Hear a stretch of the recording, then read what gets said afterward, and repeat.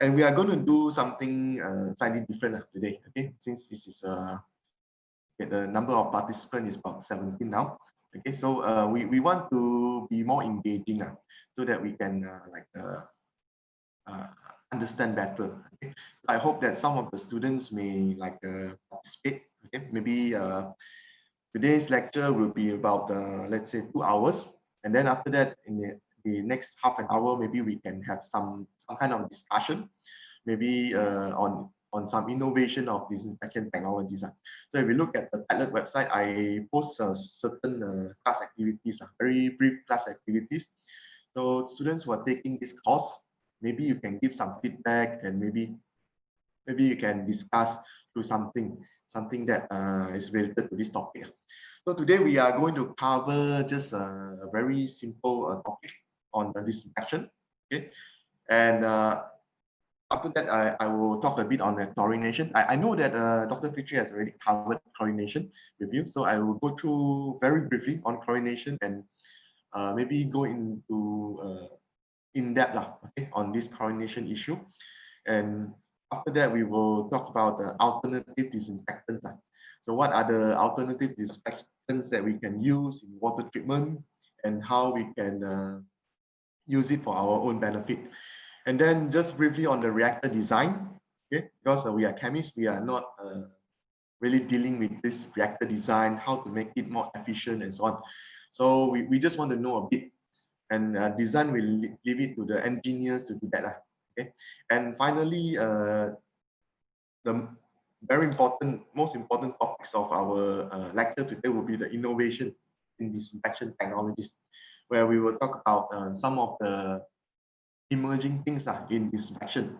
Okay, so if you look at the disinfection field, okay, we see that for water treatment, it is generally quite established.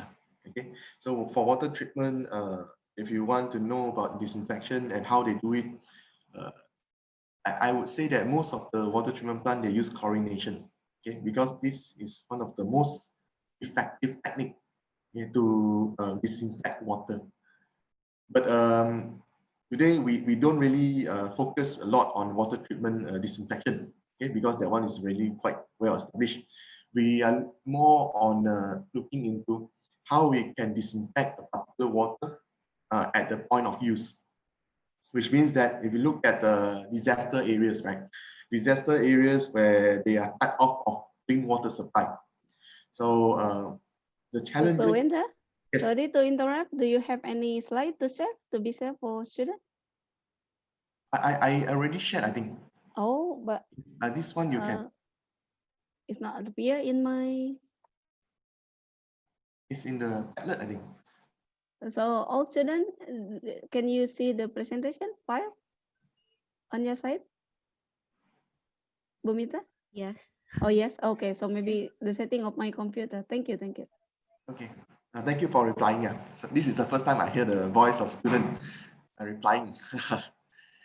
Okay. So yeah, for innovation in disinfection technologies, we will talk about how we can look at the point of use disinfection technologies. Okay. So let's I'll talk a bit more on that. Okay. So let's look at the reason why we want to carry out disinfection.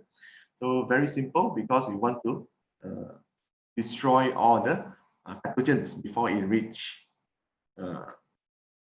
us, okay, reach consumers. Okay. So look at the case where when we don't have any disinfection techniques. Let's say in 1920s, okay, around that time. Okay. Before that time, you can see that you have a lot of cases related to bacteria. This is the typhoid cases in UK before they started to implement disinfection strategies.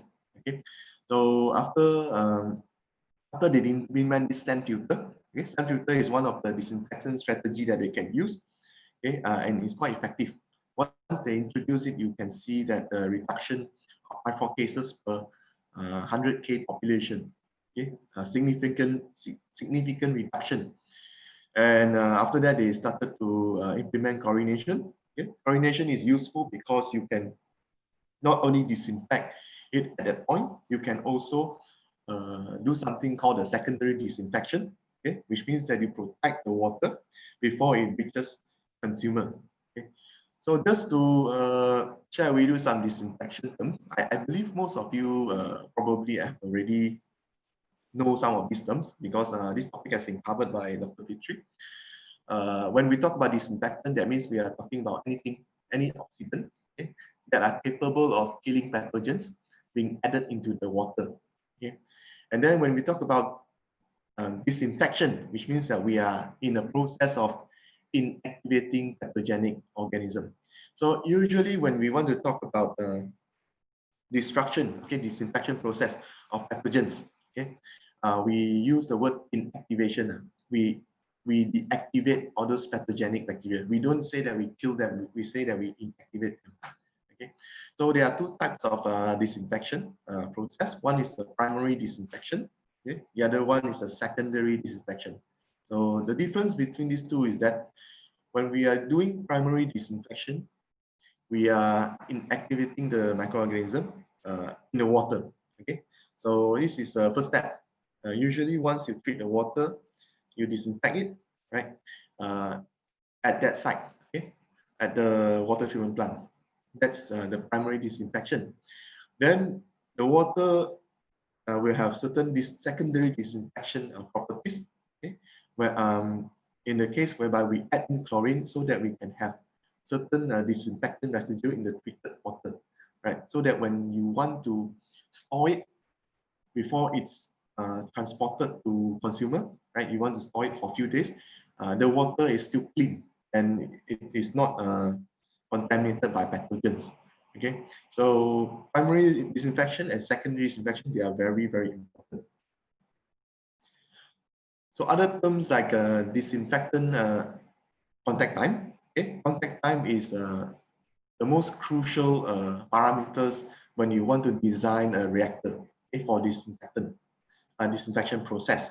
Okay, this is the design criteria, the contact time, which means that you want to have as long as possible, okay, for the disinfectant to react with the pathogens so that you can effectively destroy them. Okay, so the other terms are disinfection byproducts, which means the compounds formed by the reaction, okay, of the disinfectant with all the chemicals that you have in the water. Okay, you can have humic acid, which means that your disinfectant reacts with humic acid. Let's say you are using chlorine. Okay, chlorine you can react with humic acid to produce chlorinated byproducts, and some of these chlorinated byproducts, they are quite toxic. Okay, so chlorine can also react with ammonia, okay, to form chloramine. That one is also considered as disinfection byproducts. So generally, anything that reacts with your disinfectant, we call it as disinfection byproducts. So other things like waterborne disease, which means illness caused by a pathogenic organism in water. Okay, so you have E. coli, you have many other different pathogens. Okay, they spread through water, and they are capable of causing a lot of panic when they spread in the water. So for waterborne microorganisms disease, right, it's easily controlled, okay, by making sure that our water is clean before it's transported, especially in the urban areas. Okay, but if you look at the rural area, it's more difficult, more challenging to control. But we will talk about that later in our innovation section. Okay, so the other one is presence of coliform. We have covered that in our previous lecture on how to determine whether it's present or not. We have the present absent test. We have the filtration technique to determine what's the concentration of the coliform in the water. Okay, for you to have a disinfectant, okay, you have to make sure that they have to fit into several criteria. For example, it has to be safe, right? Safe and easy to handle. You cannot have something that is very say, difficult to store. Okay? Let's say hydrogen peroxide. Okay? Hydrogen peroxide is a very good disinfectant, but it is not widely used. One of the main reasons is because it's very difficult to store concentrated hydrogen peroxide. And you have to make sure that your disinfectant must be able to act in a reasonable length of time. Okay, which means that you have to make sure, let's say you want to disinfect it in 10 minutes, then you must be able to do that. You cannot have it like acting maybe like very long time, like 1 day, 2 days, because when you want to treat water, large amount of water, you need to make it so that you can disinfect it as fast as possible before it reaches consumer. Otherwise, if you need 1 or 2 days, and if after 2 days the disinfection fail, okay, then you have a problem. You have to stop the water from flowing to the consumer, and you could delay the water transporting process, which means that some people may not get the water in time. Okay, so disinfectant also need to be non-toxic. It has to add it cannot add any unpleasant taste or color. Okay, we as human, we look at water, we know it's colorless. That's why we don't want to drink anything that is out of the ordinary. For example, if you open your tap, okay, and then it is green in color, because you probably will suspect something. Okay, you don't want to drink that. It also has to provide certain residual protection, okay, like chlorine, okay, so that when you transport it to consumers, you still have some chlorine that will protect the water. Okay, you can be very sure that it is not contaminated. And finally, easy to determine, so that you know the concentration in water very easily. Okay, because this is important, because let's say if you have difficulty determining the concentration of the disinfectant, probably you need 2 days to determine it, for example, then you will not know that easily whether this disinfectant that you introduce exceed the allowable limit or not. So if it exceeds, you need 2 days to know, right? Then you will have a problem, right? Because you will have to delay sending the water to other people. Okay. So many different types of disinfectant has been in our world. We have, for example, heat, oxidizing agents, alkalis, UV, and metal ions. So many different types has been developed. Okay, so heat means that we boil the water. Okay, boil the water so that all the pathogens has been removed, okay, has been killed, okay, or deactivated. But unfortunately, heat is not used in our water treatment plant. Okay, anyone know what's the reason for this? Can you tell me, what do you think? Why do you think heat is not used in our water treatment plant? You can type in the chat box here. Okay, we can have like something like an active discussion, right? So that everyone can understand better. Okay, so why do you think that heat is not widely used in our water treatment plant, despite being so effective, and we don't really use any chemicals, right, for heating? So we want to destroy microorganisms, right? And we can use a lot of methods, but heat, as one of the most effective methods, is not widely used. Why is that so? Any audience? Yeah. So someone said because there was thermal bacteria or organism that can resist high temperature. Okay, it's a very good try, but this is not considered one of the main issues when you are not using heat. Okay, anyone want to give your answer? Anyone thinks? Anyone want to give any other answer?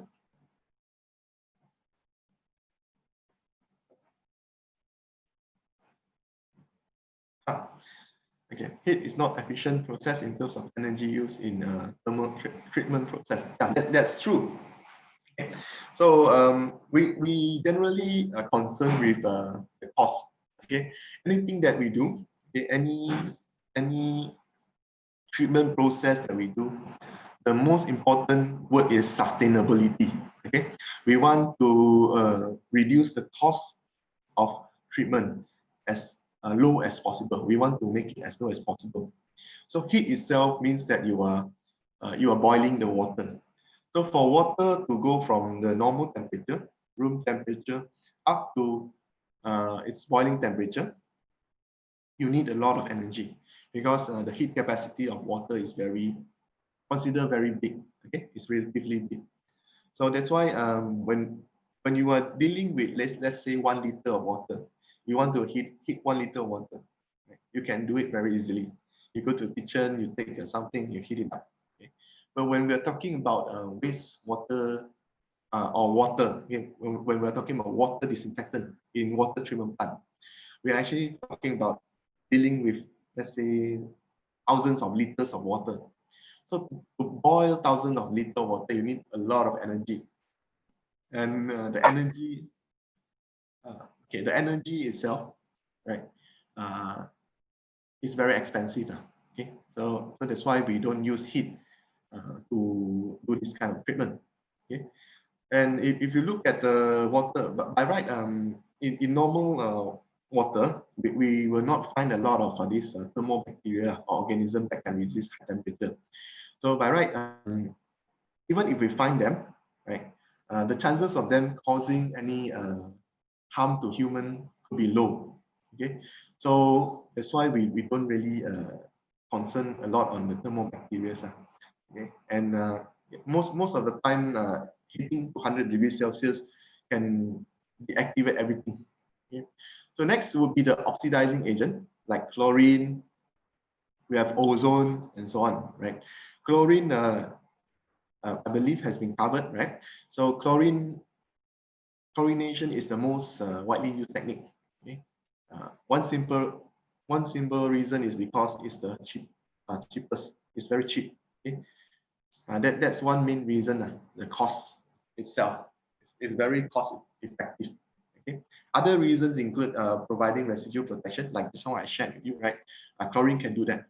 Okay, and chlorine can also disinfect quite a number of different microorganisms. That's why we use chlorination most of the time.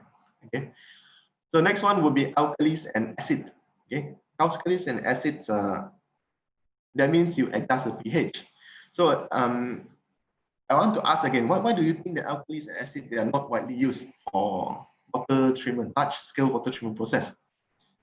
Anyone can type in the answers? I appreciate your answers, so we can discuss why we don't use alkalis and acid that often, right? So what do you think? What is your point of view? You can type in, okay, or you can unmute and then say something like it's okay. We can have an active discussion. So alkalis and acid, okay, they mean that you are changing the pH. So why do you think that this is not a suitable approach? Anyone can give an answer? Anyone wants to share his view? Okay. So this is also quite an effective technique. You change the pH. Let's say in water, right? You have drinking water. Okay, you want to disinfect this drinking water. You add in acid into the water, so that the pH will be less than 3. Okay, I have one question. How was the effectiveness of oxygenated chlorine compounds as water disinfectants, such as hypochlorite? Okay, so the most effective one, the most effective disinfectant is this one. We will cover this later. Okay, we'll cover the chlorination in a while. This one is more on the general overview of the disinfectants. Okay, how we disinfect things. So later in chlorination, we will look into the effectiveness of these different disinfectants. Okay, how and which species is the one that we desire the most. Okay, so yeah, so just let me share with you on this alkali and acid first before that. And for alkalis and acids, we don't do that because of the many reasons. First is that when you want to change the pH of water, if you have a large amount, right? So it's difficult because you have to add a lot of acids to make it into pH 3. Things got even worse if you have buffer in the water, right? If you have buffer, you want to adjust the pH, you need to add even more acid or base to reduce or increase the pH. And after treatment, right? After treatment, you still need to readjust back the pH back to the, let's say your starting is pH 7, right? You want to add acid to be less than 3. You have to add, after adding acid to less than 3, you deactivate it, you have to add base to adjust it back to 7. So this costs a lot of money and control. Okay, the cost itself is very high. There's a risk of pollution. And when you are changing the pH of water, many things will change. The chemical characteristics of the water will change. So it could be not very environmentally friendly, okay? And you have a risk of pollution. So that these are some of the reasons why we don't do this in a large scale. Okay. So next one is UV light. Okay, UV light is there's a technique where we shine UV light into the water. Okay, UV light itself, the cost depends, depends on the country that you are in. Okay. Some countries they consider using UV light as a very cheap treatment. Okay, where the country where you have a lot of energy and the energy is cheap, then of course UV light will be cheap. But if you go to countries where energy itself is very limited, then the treatment using UV approach could be expensive. Okay, and the UV lamp itself also considered as quite expensive. Okay, so UV treatment, if you want to use this technique, okay, usually we don't use it in a very huge scale water treatment plant. Okay, reason is mainly because, let's say you have a lot of water, right? You want to treat UV. You need a very large space, okay, with a lot of UV lamp.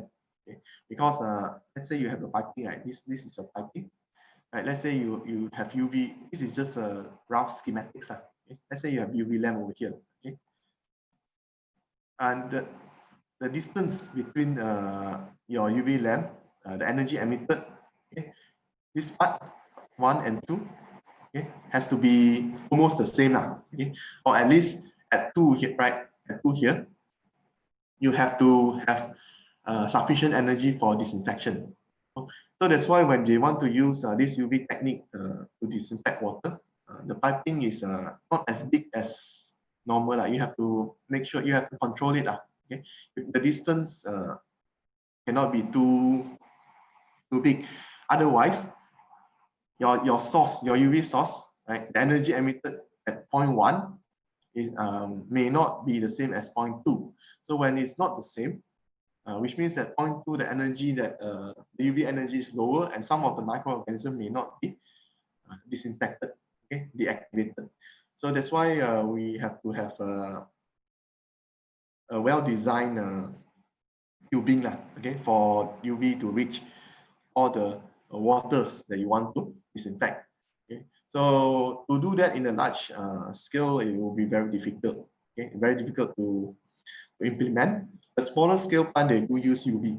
Okay, smaller scale means that I think let's say about few thousand, okay, few thousand population, and then they do use UV light.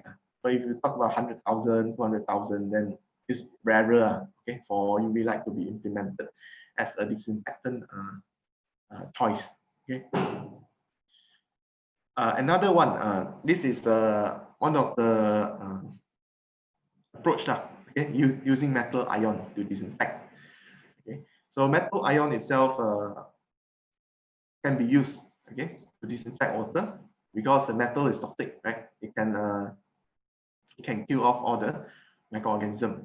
Okay, so if you look at okay, just to share with you all, if you look at the lake, okay, you have a lake, and let's say the lake itself contaminated with a lot of algae, right? So you have the green, a lot of this greenish stuff. Okay, we call it as ALGAE. Okay. I pronounce it as algae. Some people pronounce it as algae. Okay. So this algae is greenish in color. It's in the lake. Okay. Sometimes you have eutrophication when you have excess nitrogen and phosphorus, right? So you will see that this algae starts to grow excessively. Okay, so the whole entire lake turns into a very greenish in color. Okay? So sometimes this algae can secrete certain chemicals that will contaminate the water. Okay?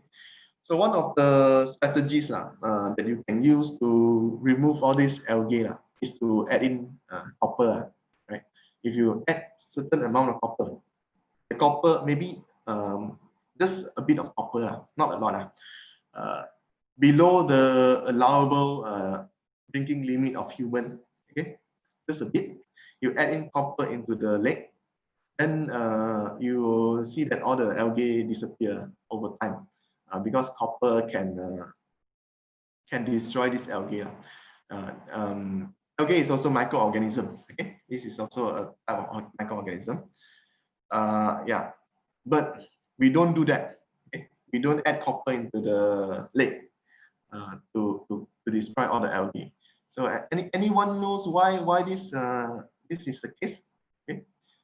Anyone want to share your thoughts? Why do you think that, let's say we want to control microorganism or algae in water, in lake water, okay?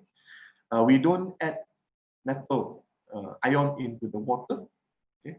Despite adding metal can be effective in destroying all this algae. What do you think? Anyone want to share your answer? Any students?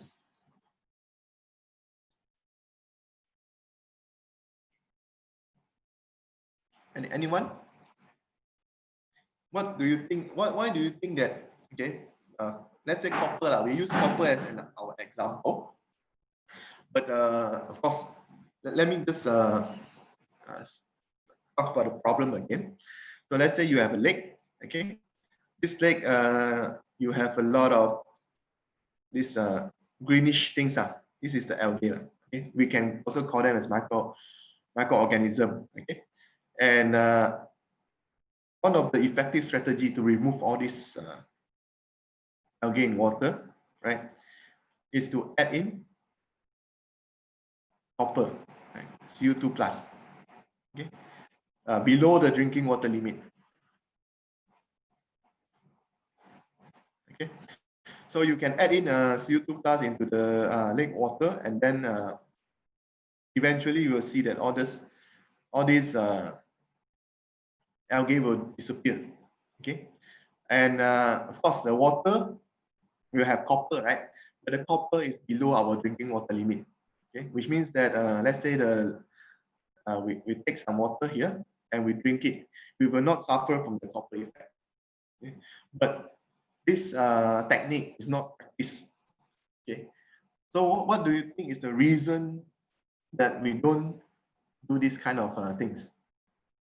Okay. Any students want to give your view? I have 23 participants, so maybe some of you can share. Okay, what do you think? Anyone?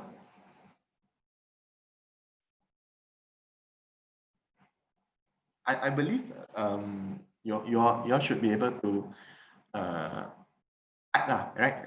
You can type in the group chat, so we can have something like a discussion, right?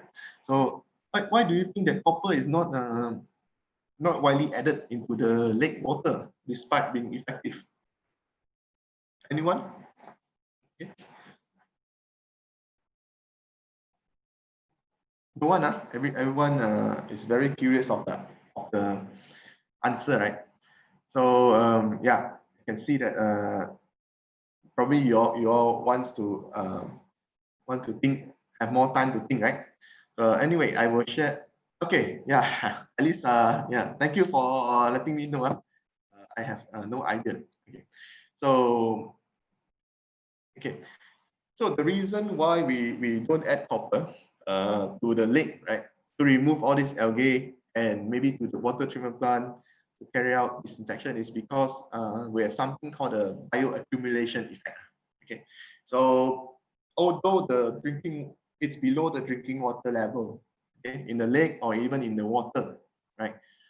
When we consume this kind of water, we as biological system, right, we will tend to bioaccumulate the metal in our body.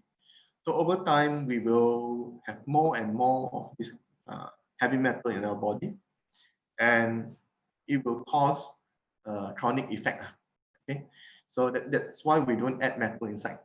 Okay, so if you look at fishes, right,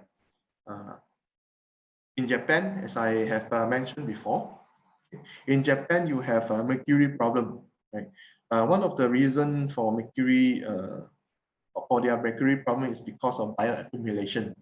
Okay, the fishes consume the mercury, and then we human consume the fish. Okay, so when you have bioaccumulation, you will have biomagnification, which means that the amount of metals in the biological organism will increase significantly. Okay, across the food chain. Okay, and the effects will also increase. That's why we don't do this kind of disinfection, okay, due to bioaccumulation. Okay, so let's look at some of the surface water treatment rules. Okay, we have this is from EPA, Environmental Protection Agency. So we have many different types of microorganisms, covering from Cryptosporidium and then some viruses and so on. Okay, and the requirement is to achieve 99% removal. So, of course, for people who are not familiar with disinfection, when we talk about 99%, that person may feel like, okay, this is very good, 99%. Even the hand sanitizer, right, the one that you purchase because of COVID, I'm sure many people will purchase this hand sanitizer made of ethanol and so on, right? And then it's written there 99% removal, and you're very happy.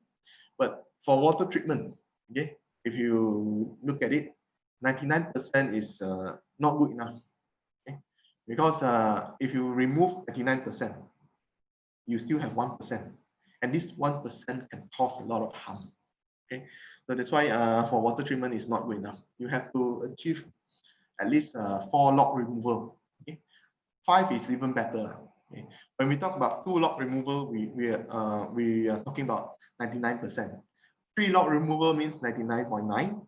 4 means 99.99. 5 means 99.999. Okay, so the number this number right means how many 9 you have okay, so we want to achieve as high as possible. 4 to 5 is for me is the quality that we should look into The higher the better but the minimum should be 4 to 5 okay. But these are the criteria that set by EPA, okay, to remove all this. So if we compare different water treatment processes, okay, we can see different techniques. Okay, will have a different effect. Okay, so aeration and stripping, to some extent it can disinfect, but not really that good. Okay, coagulation processes, very good, which means that we coagulate and then we settle it down. Okay, and then after that we carry out another filtration step. And virus will tend to coagulate together. Okay, and then they can be filtered easily. And that's why you can see all these all different types of microorganism and turbidity, right, can be removed. Okay, very excellent removal. Lime softening also means that the addition of calcium hydroxide or something similar, okay, to soften the water. Okay, this is also an approach that can be used to disinfect. And ion exchange, very poor. Okay, this ion exchange technique is very poor. Generally, because ion exchange, you know, it's for ions, right? So bacteria itself, or microorganisms, they are not really removable using this ion exchange technique, because they cannot have this ion exchange. Okay, then we have membrane processes. The membrane process is very effective. Okay? It can remove a lot of different microorganisms. Okay, it is one of the most effective process for disinfection. But the microorganism, although it can be removed by membrane processes, especially the RO technique, so we don't use that that often. We don't use it that often. Okay, only certain if not mistaken, Singapore use it. Okay, but they don't really use membrane as a primary disinfection technique. Okay, one of the reasons is because membrane process, right?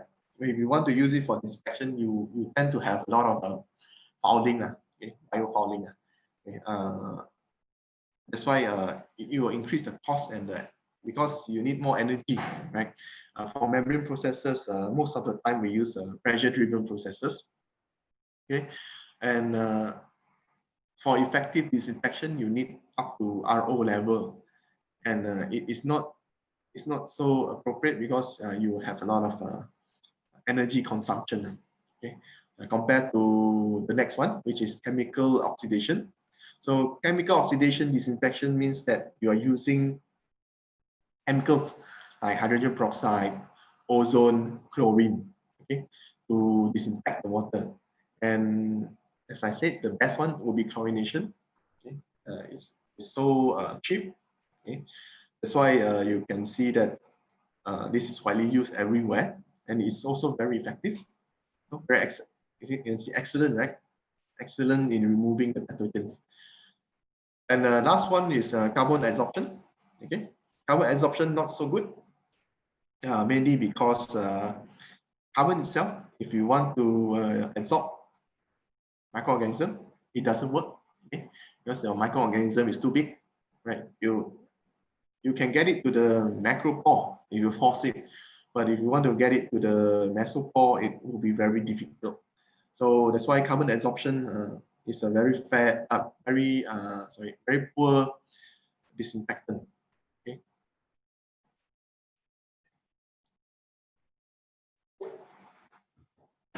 Okay, so next one, I want to quickly cover chlorination because you have gone through this before, right?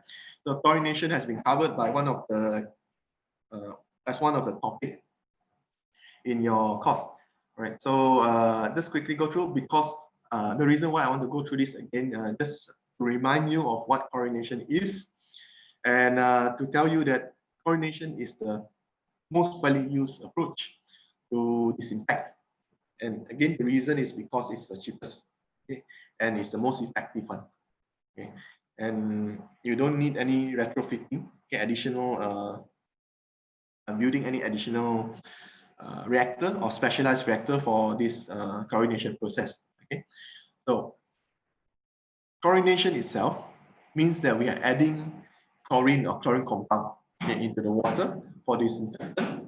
Okay, you can have pre-chlorination, which means that you add in before any treatment, okay, to do certain purposes. For example, to prevent taste and odor, okay, and prevent algae growth. These are the two two things that we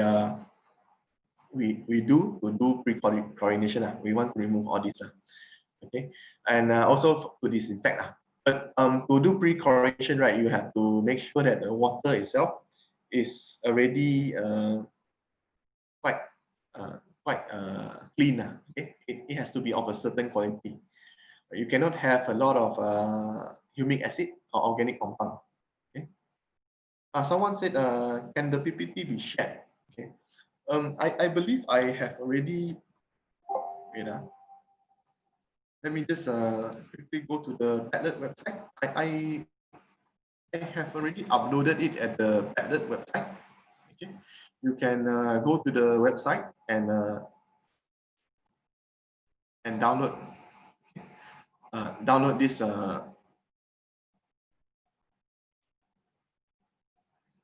Yes. So yeah, I checked and it is at the Padlet. Okay. So you can go to the link. Okay. This is the link that I shared. All my slides I will post it there. Okay. You can go and download it. Okay. So it's already there, and along with this week's assignment and the class activities that we are going to do later. Okay, so you can go through it. Okay. Okay, so just to quickly go through this again. Yeah, pre-chlorination and post-chlorination. So post-chlorination is like a secondary disinfection, okay? Which means that you want to maintain the disinfection residue and prevent biological growth in pipes. Okay, which means that we want to have this chlorine in the water until it reach consumer. Okay? So as I said, this chlorine in water is harmless. Okay? Because the level is below the toxic level to human, which means that when you consume the water, you will not suffer from any ill effect. Okay, because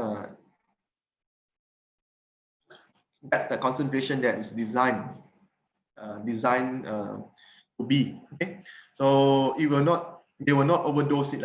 It has to be controlled, because if you are exposed to excessive amount of chlorine, it will be quite toxic to you. Okay, so for this secondary disinfectant, yeah, reason is to make sure that there's no contamination. Okay, before it reaches you and the consumer. Okay, so all these residue means that the concentration of oxidized form of chlorine. You can read about it. The important thing is the free residue. Okay, free residue refers to HOCl, which means hypochlorous acid, and this one, hypochloric acid. Okay, these two HOCl and Cl minus. Okay. Okay, there's one question. How to prevent excess residual chlorine in water after disinfection treatment? Okay. For chlorination, we don't want to remove the chlorine in water. Okay. We want to maintain the residual chlorine. Okay. Let's say you have this chlorination, right? Chlorination reactor, and then this is your house. Okay, so you're transporting the water to this house, and while doing this transportation, maybe you have a storage tank. Okay, this is a storage tank. Storage. Okay, my drawing is not so good. I hope that you can understand this. Okay. So for disinfection, right? We carry out disinfection over here, and then we don't want to remove the residual chlorine. We want to have certain residual chlorine, so that when we store it and we transport it to the house, you still have chlorine. You still have the residual chlorine. So that the water is, to some extent, we can say that it's protected. Because there are a lot of different points, right? This point, whereby you can risk contamination. Okay, you can risk being exposed to microorganisms. Okay, so if you have residual chlorine in water, then you still can be protected until you reach your use.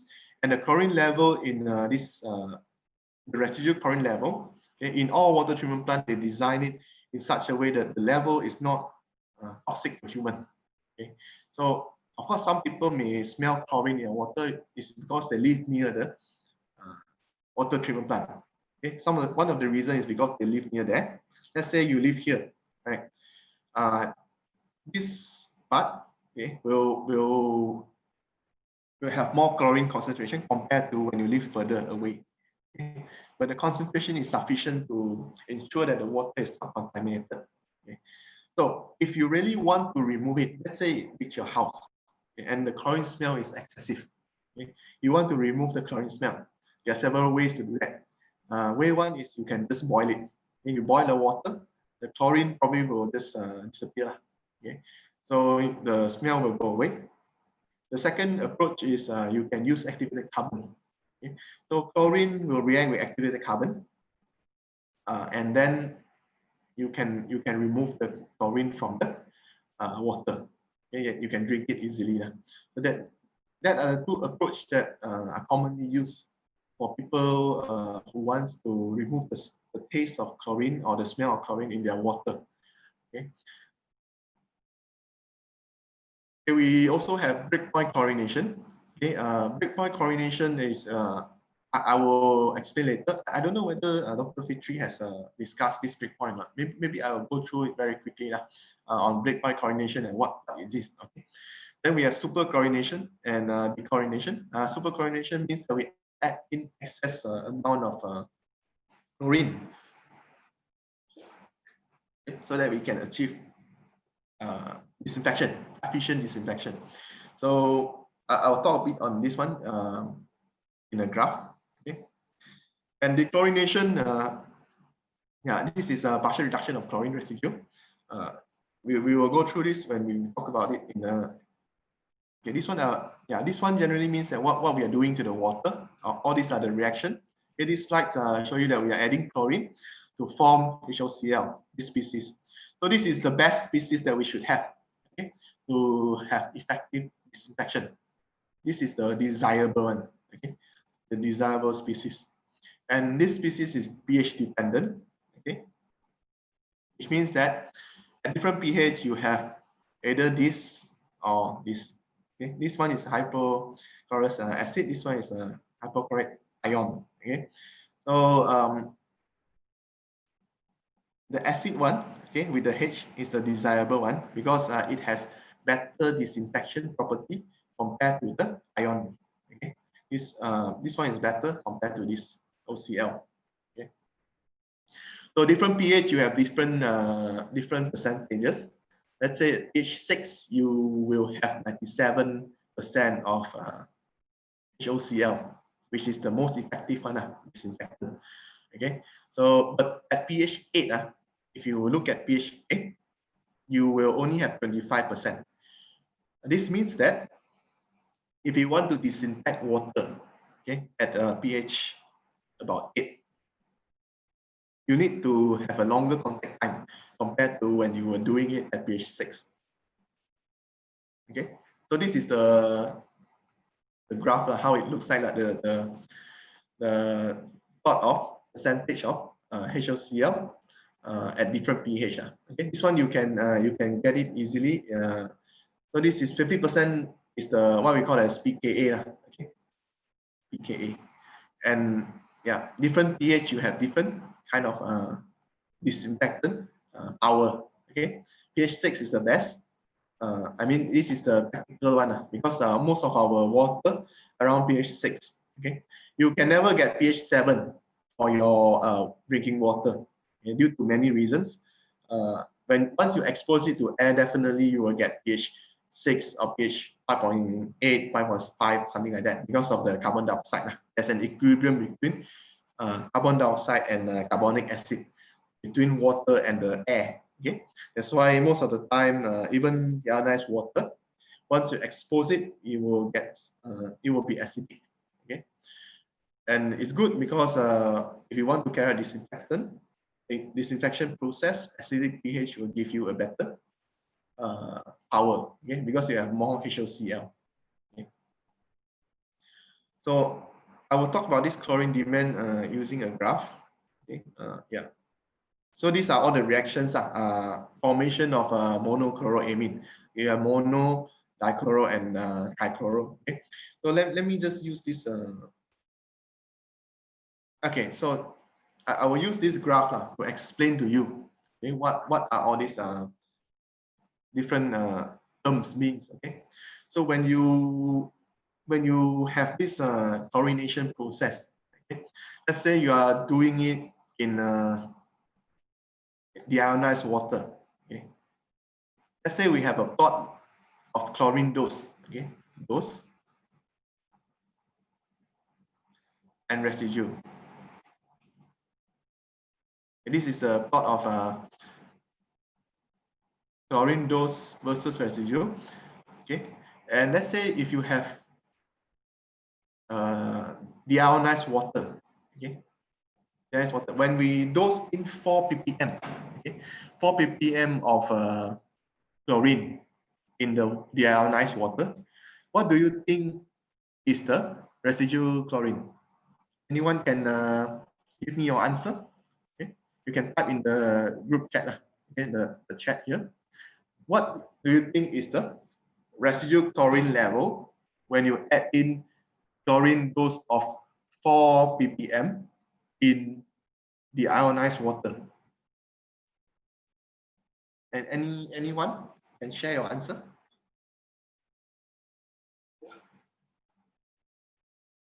Or maybe I can rephrase the question a bit. Okay. Let's say you have the ionized water, okay, DI water, which means your water is very clean. There's no ion, there's no humic acid, there's no organic compound, very clean, the cleanest water that you can find, right?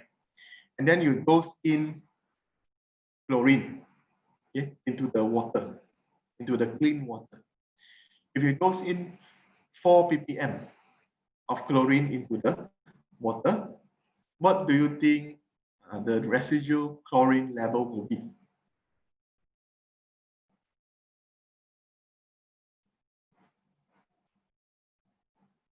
Anyone want to take a guess? Okay. Any guess?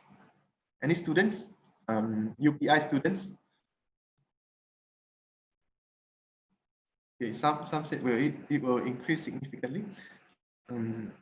Of course, if you add in chlorine, right, you will have you will increase. Okay, but what would you expect? What do you think is the number? What do you think is the value of the chlorine? Okay, we put in 4 ppm of chlorine dose.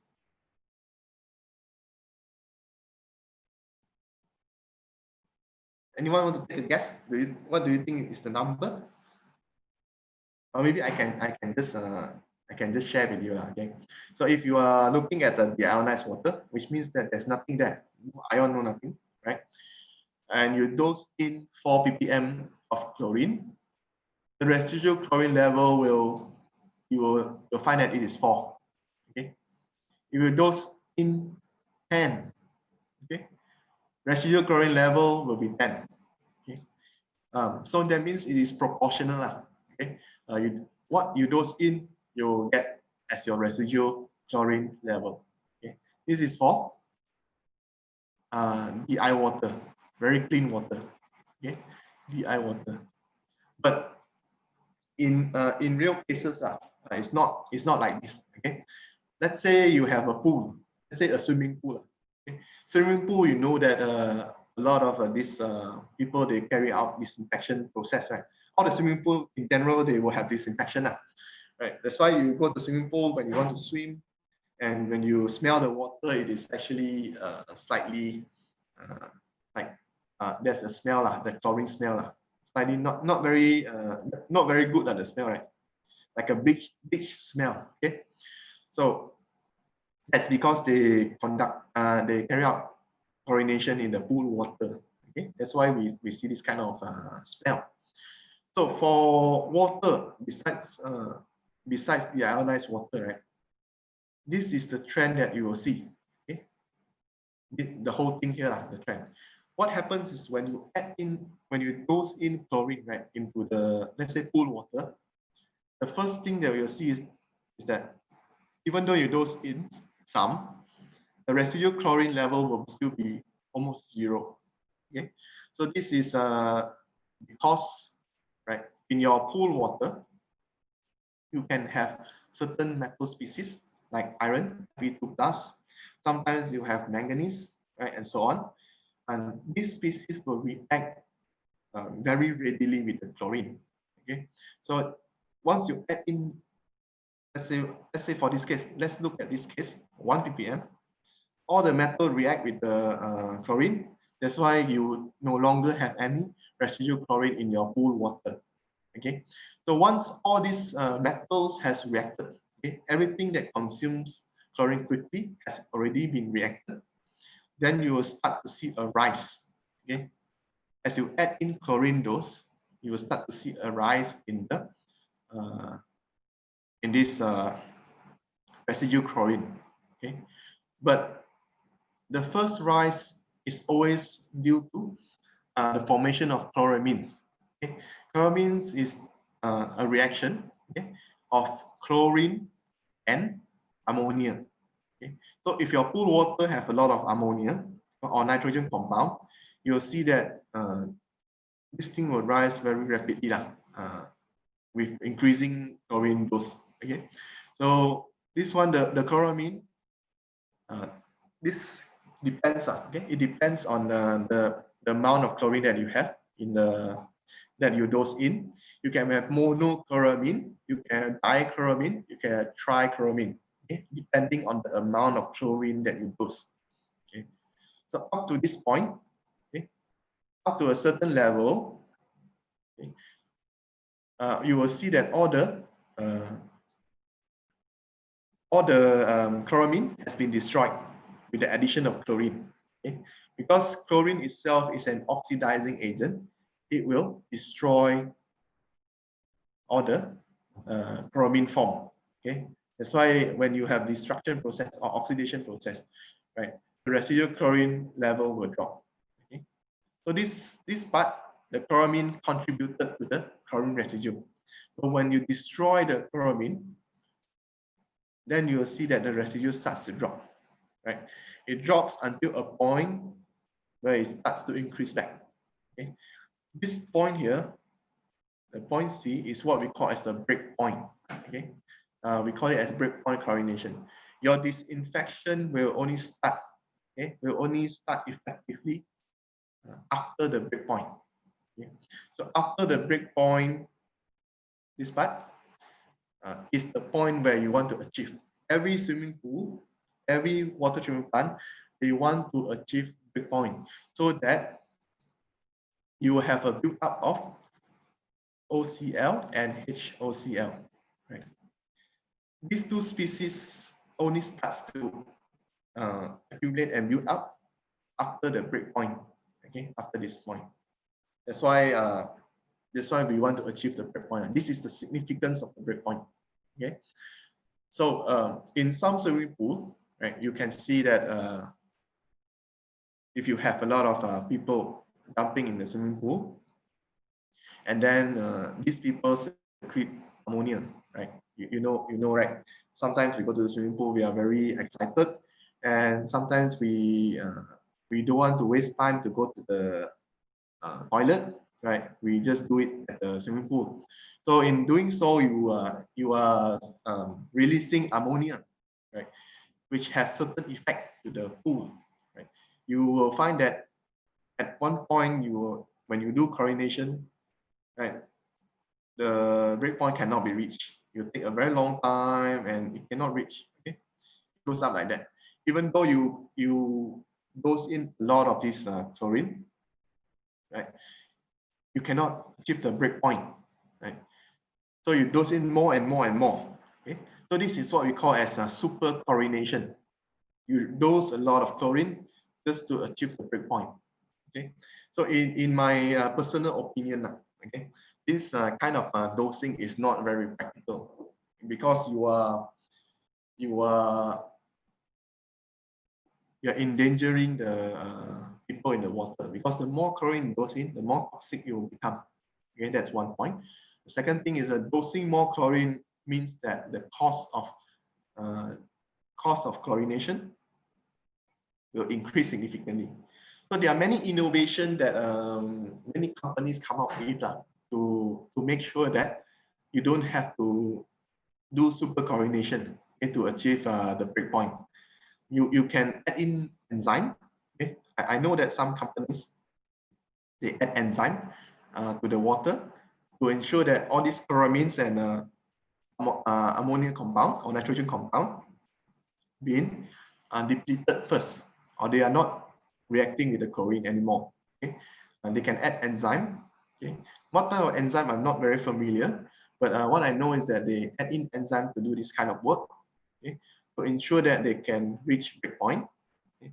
The second approach that you can do to get the breakpoint easily is to remove all the ammonia, okay, or the organic compound containing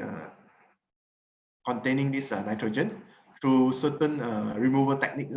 Maybe some wants to use ion exchange and so on. Okay, you can do that to remove these things, so that when you want to do chlorination, it's like this. Very fast, it will reach the breakpoint and then it goes up.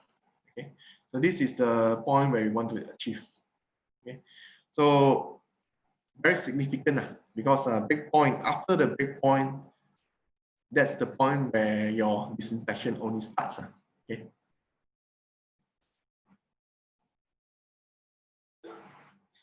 Okay, so in terms of this one, I will quickly go through this part. Talk about the rate of disinfection. You have many factors like contact time, type and concentration of disinfectant, then the type and concentration of microorganism and pH and temperature. All these will affect the disinfection rate. Okay, but the design criteria of the reactor for disinfectant, mostly it's based on the contact time. Okay, so for designing certain things, like for example, if you want to design a lagoon, okay, or you want to design a sedimentation tank and so on, you have to look at the parameters that you want to use as your design criteria. For sedimentation, most of the time we look at the settling velocity, right? But for disinfection purpose, okay, rate of disinfection, we look at the contact time, okay, as our design criteria. We want to make sure that for disinfection to be carried out effectively, we have sufficient contact time. Okay. So contact time itself, okay, this is when we use this HOCl as your disinfectant. Okay. So different contact time will affect the disinfectant properties. This one is 99%, okay, 99% inactivation. Okay, so at 1 minute, you only need 0.01 okay, milligram per liter of HOCl, okay, to achieve 99%. But if you have, let's say you have 0.1, you need less than 0.5 minute. Okay, but if you look at disinfecting E. coli, 10 minutes you can, for 10 minutes, lower concentration, you can inactivate it. Okay, but if you only have 1 minute, then you have to have higher concentration. So there's a trade-off between the concentration and the contact time. Right? Usually this one we can model it using first order reaction. Okay. And one of the important parameters that we are looking at is this one, C to the power n t. Okay, this can be derived. Okay, and okay, if you look at the before that, we look at the disinfection power. We compare several different disinfectant, HOCl, then OCl, right, and NH2OCl. This is chloramine. Okay, chloramine. You look at it, very obvious that HOCl, it has the hypochlorous acid, it has the most powerful disinfection technique. Okay, if you compare the disinfection power between the ion, the hypochlorite ion, and the hypochlorous acid, you can see at 0.01 ppm, you need 1,000 minutes For the OCl minus, HOCl, you need only 10 minutes. So you can see this is 100 times better. Right? The HOCl is 100 times better than the ionic state. Okay.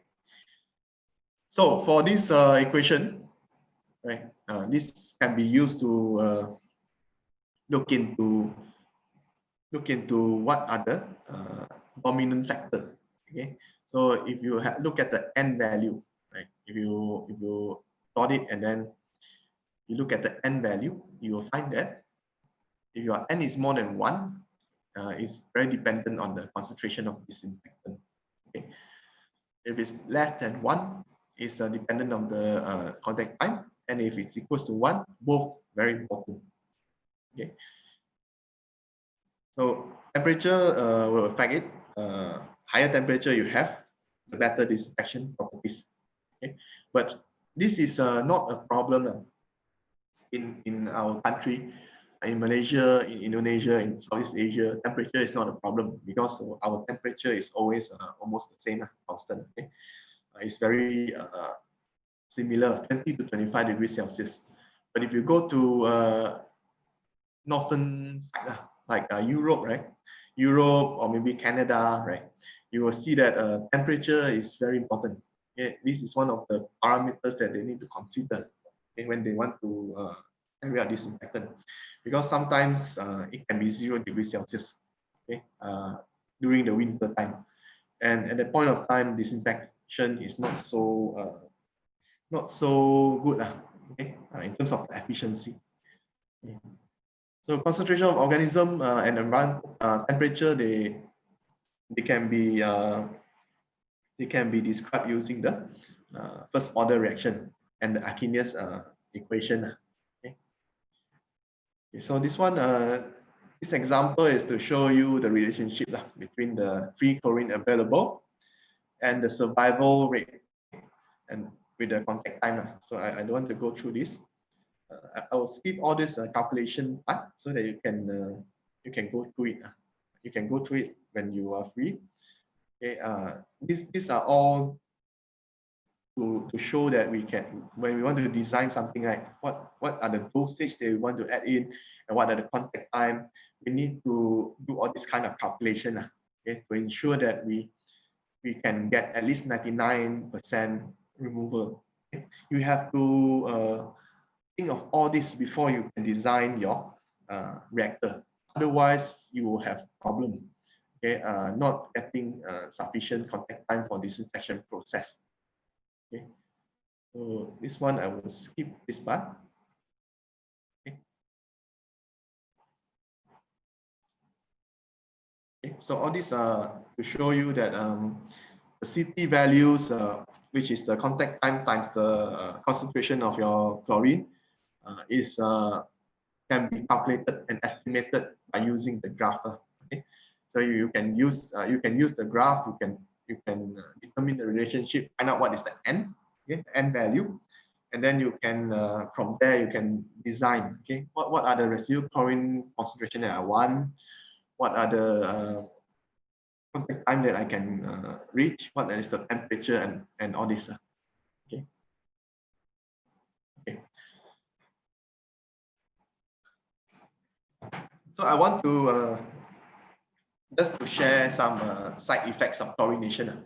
So while chlorination is very, very effective, okay, very, very good, it's very cheap.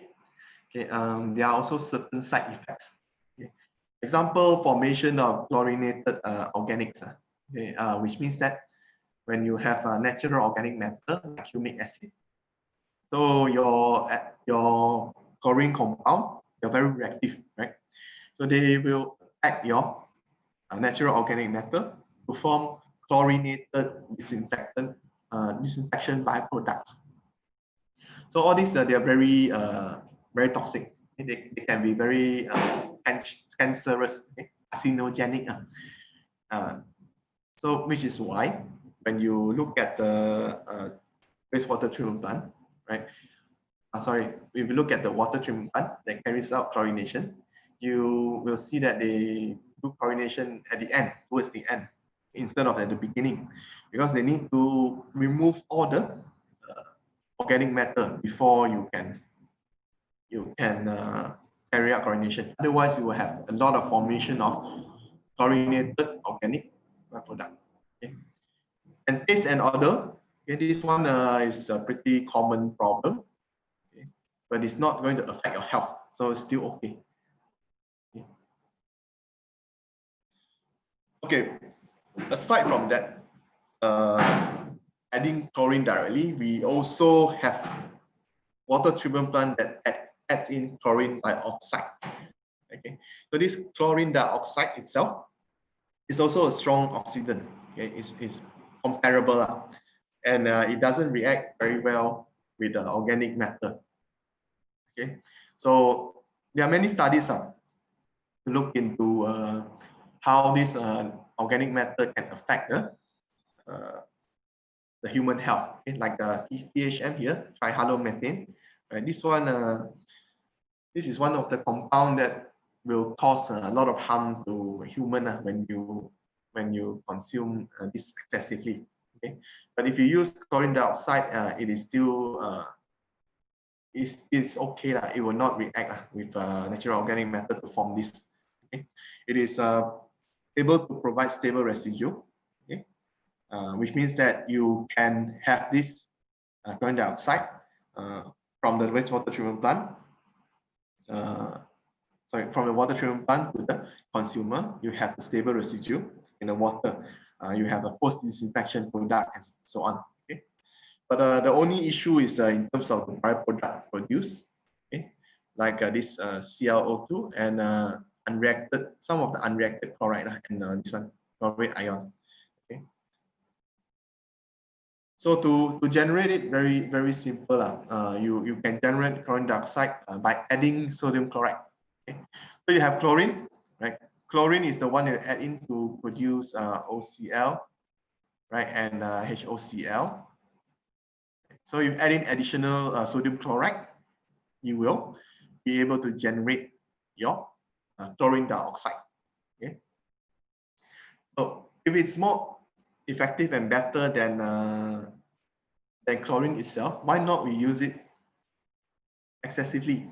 Right? Some of you may want to ask that question. One of the reason is because of this reason. Okay, the cost itself is very expensive. Okay?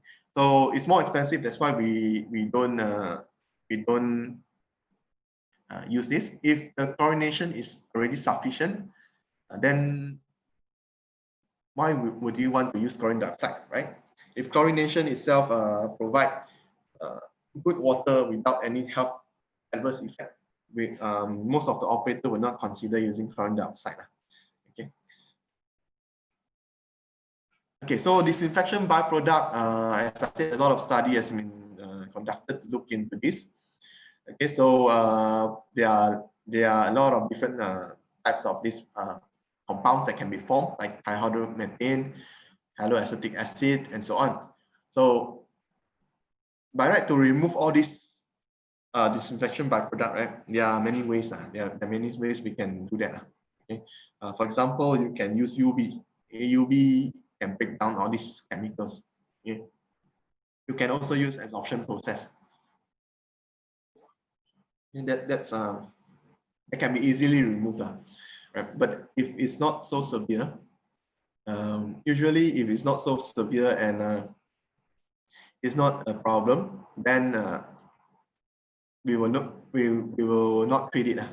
It will not be treated. It will just be sent to the consumer. Okay. So if it's severe, then we have different strategies to remove all these compounds. Okay. Okay. So some of the strategies, for example, you have problem, you can use chemical coagulation. Okay. Before your chlorination step to remove all those organic acids or humic acids. You can also improve the clarifier, okay, so that you can settle all the organic compound before you carry out chlorination. You can use alternative disinfectants, okay, for example, prussic acid and so on, okay, like chlorine dioxide, okay, so that you don't have any issues related to this problem. And last one is the one that I want to share with you is the use of powder activated carbon. Okay, so this one you have to be very careful when you use PAC, because you don't want to remove all the chlorine, the residual chlorine using PAC. Let's say you have carried out this primary disinfection, right? So you have a lot of this byproduct. Then you go to your so-called PAC. Okay, right. So you have to go to another secondary. Oops. You have to go to another secondary disinfection unit, okay, to provide the residual chlorine, so that when it goes to the consumer, you still have a certain amount of chlorine in the water. Okay, so this is how it looks like. This is the schematics. Okay, chlorine and this chemical. Okay, they are added together into a generator, and then you produce a chlorine dioxide, and it goes to the water. And then this is the design of the disinfection tank.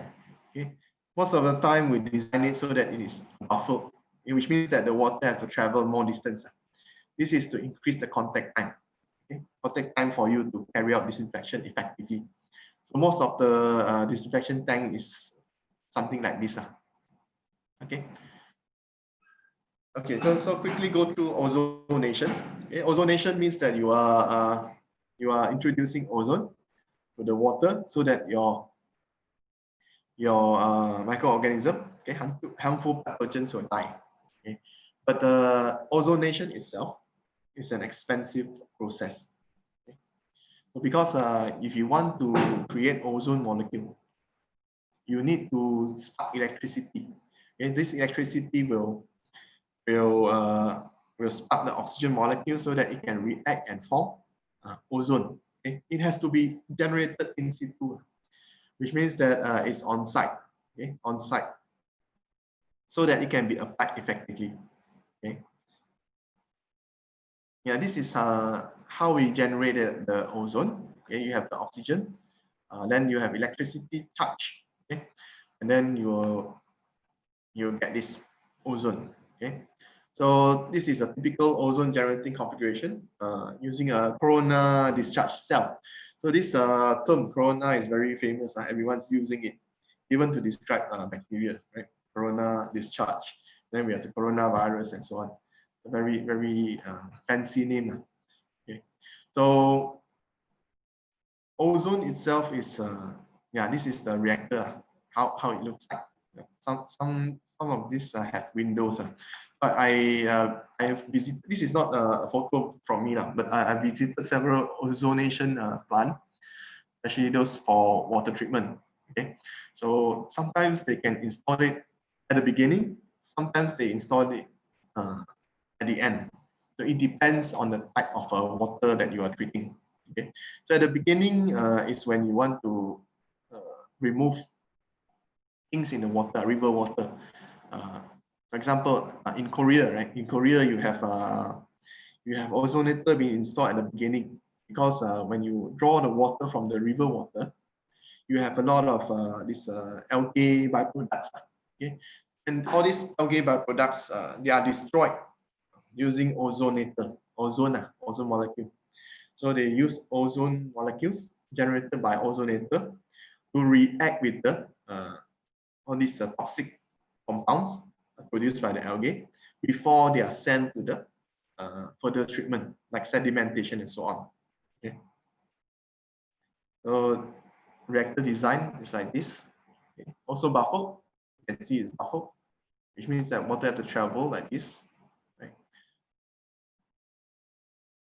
So if we are to compare, okay, between different types of disinfectants, okay, I would say that chlorine itself is the cheapest and the most reliable one. If you compare with chlorine dioxide, chlorine dioxide is also okay, but it is costly. It's more expensive. Okay.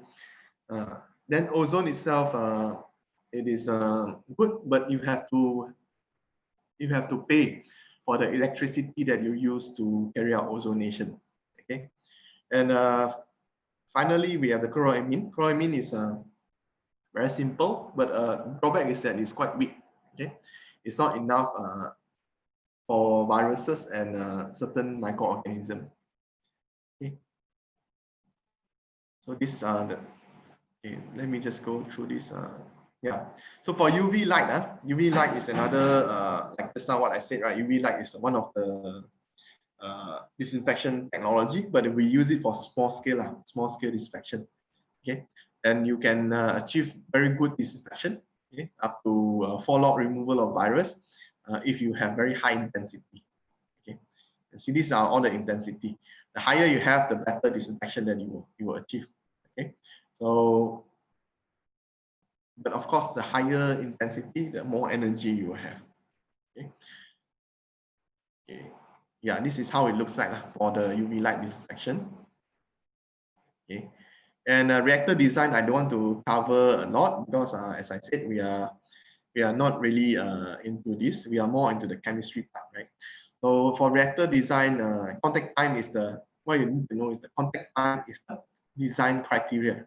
Okay, so we want as much contact time as possible so that we will have more deactivation of microorganisms being carried out. Okay, and to do that, of course, we use a buffer system. Okay, buffer means that we design it so that the water have a lot of let's say like this, and then we put a barrier here and here and here. The water have to travel longer to reach the end of the tank. Okay, so this will increase the residence time. Okay, this is how it looks like now, buffer system. Okay. Okay, so yeah. Okay, so far any questions from you guys? You want to ask anything related to disinfection? Everything is okay with you all? All good?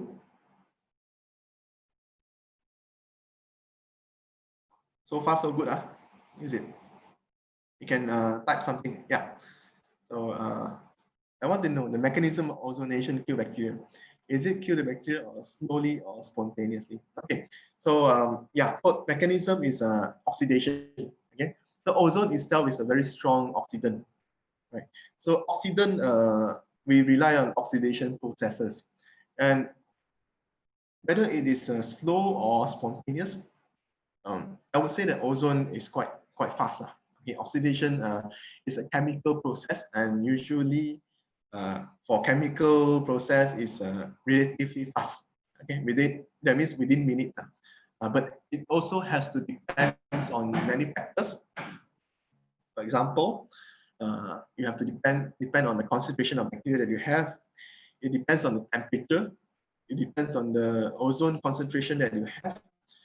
Like chlorination also, okay, and the type of microorganism also will affect the speed, okay. But in general, ozonation is very fast, okay. You generate the ozone, and the ozone will oxidize the bacteria, okay, effectively deactivating it. Okay, that's the process okay, of the mechanism. It's almost the same as the chlorination. Okay, chlorination also to some extent rely on chemical oxidation. Okay, and any other things that you would like to maybe share or maybe ask? Is it necessary to remove the microorganism? Okay, once you deactivate it, right, it is no longer a concern. Okay, it will be like a carbon. You can say that it's like a carbon, organic matter, right? It is not necessary. You don't have to remove it. You don't have to remove the dead cell. You can drink it. Yeah, once it's deactivated, it will not cause any harm. Okay, it's of course. What I'm saying is a very general. Like E. coli, you deactivate it, then they will no longer function. But if the E. coli or any organism can secrete certain toxic compound, right, from their cell, then that's another story, right? But in general, we don't have to remove the microbial cell. Okay, there's not needed lah. Okay. Okay, any other one that you want to ask disinfectants before we move on to some other topics? So far, okay. Okay. So I just want to remind everyone again. So I have this Padlet website, right, whereby you can also post questions. Right? So if you have any issues or any problem, you can just post that. I will reply and answer your question. Because now I look at the Padlet website, it's quite blank. So you can add some questions so that we can interact there. Okay.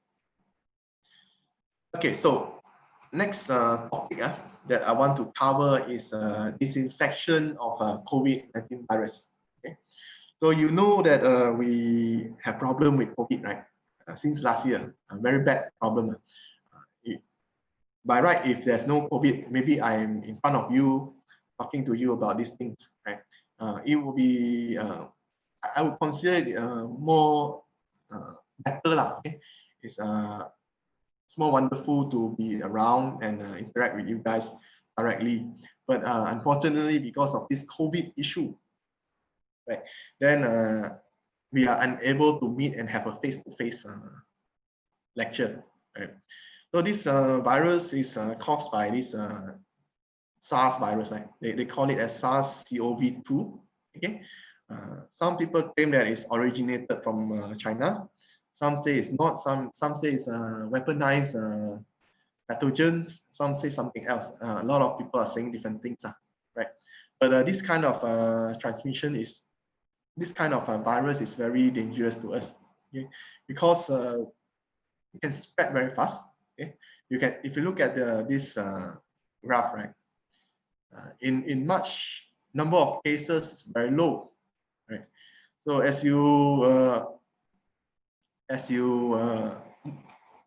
we progress, right, you can see it starts to grow quite exponential. Today, every day you have like 600K cases. So this shows the severity of the spreading. So if we don't contain it now, then over the next few weeks, we will have more and more. Eventually, one day we'll 1 million, and one day we'll have 1 billion, and so on. Right? So we have to do something to reduce the spread. Okay. So I hope that we will have this thing been sorted out once the vaccine is out. So okay. I have one question. Urutan inspection water yang terbaik. Okay, yang terbaik. If you look at this, I cannot say that UV ozonation or chlorination is the which one is the best one. Okay, what I can say is that they all have their own use cases. Okay, that means some water treatment plant, they prefer to use UV for their own reason, and ozonation for their different reason. Okay, maybe your water contains a lot of humic acid, and you want to use ozonation to prevent chlorinated byproduct. Okay, it has its own use cases, but the most widely used one, okay, which means that most of the country use is chlorination. Okay, chlorination is the most widely used. It's not the best technique. It has its own disadvantages, but it's the most widely used because it is the cheapest one, and it produces acceptable water quality. I mean, that's the reason. And also it can give you residual disinfection properties. These are the reason why chlorination is the most widely used one. Okay, so that's the thing. If you compare these three, they have their own use cases. Okay, so as I just to move on, this is how I mentioned about like chlorine, COVID-19, right? COVID-19 virus, very dangerous. And the reason why I bring up this COVID-19 virus is that I want to talk a bit on the disinfection. What we have done to disinfect this COVID-19 virus in wastewater. Okay, so what's the reason why we want to disinfect it in wastewater is because there are several studies. Okay, in fact, many studies in France, Netherlands, Spain, Italy, USA, all this, and even in Australia, they reported that they detected COVID-19 virus, okay, the RNA in the wastewater, especially the hospital wastewater. Okay. So what they did was they concentrate this wastewater, and then after they concentrate this wastewater, they carry out certain tests, and they look at the RNA of the virus, okay, and they detected it. Okay, you can see this is part of the table from a paper, a review paper, right? You can see there are a lot of different concentration method, okay, and the findings are, okay, positive rate 58% is good enough. 58% is good enough to say that it could be in the wastewater. So some articles reported that COVID-19 can be in our wastewater and survive for up to 2 days. Okay, which means that we have to ensure that all this wastewater, they are disinfected before you can really send it out, discharge it into the environment. Okay. Besides the wastewater, we also have a contamination in the solid waste. Okay, solid waste you can easily treat it through many approaches like incineration, chemical disinfection, and other means. This one is for solid. Okay, these strategies. Okay. And then for hospital wastewater, yeah, these are some of the proposed strategies to remove the pathogens in COVID-19. So this is just to share with you how COVID-19 virus is handled in the real situation. Okay, they go through primary disinfection, sedimentation, dechlorination, and then MBBR, and then another disinfection. So you can see there are quite substantial stages of disinfection, okay? Up to 3 stages. Okay? This is because hospital wastewater, right, is quite toxic. You know, every time we have some infection issues, the first place that we will go is to the hospital. Okay? So go to the hospital and then seek treatment. If they admit us, we go to the ward, we stay there, and then our body has a lot of microorganisms. We release it into the water, right? So this is why we need to carry out a lot of disinfection. Okay. So there are fear of contamination. That's one thing. Okay. And then what we know is that all SARS viruses, like COVID, the first SARS pandemic that we have previously, they are all susceptible to being inactivated using chlorination. Okay? It means chlorination is versatile. Okay? It can be used to deactivate SARS virus. Okay? So because of this information, okay, they deduce that COVID-19 can also be deactivated using chlorine, okay, chlorination. So this is the reason why you can see 1,512 COVID-19 hospitals in China, they are using chlorine disinfection to remove the COVID-19 virus.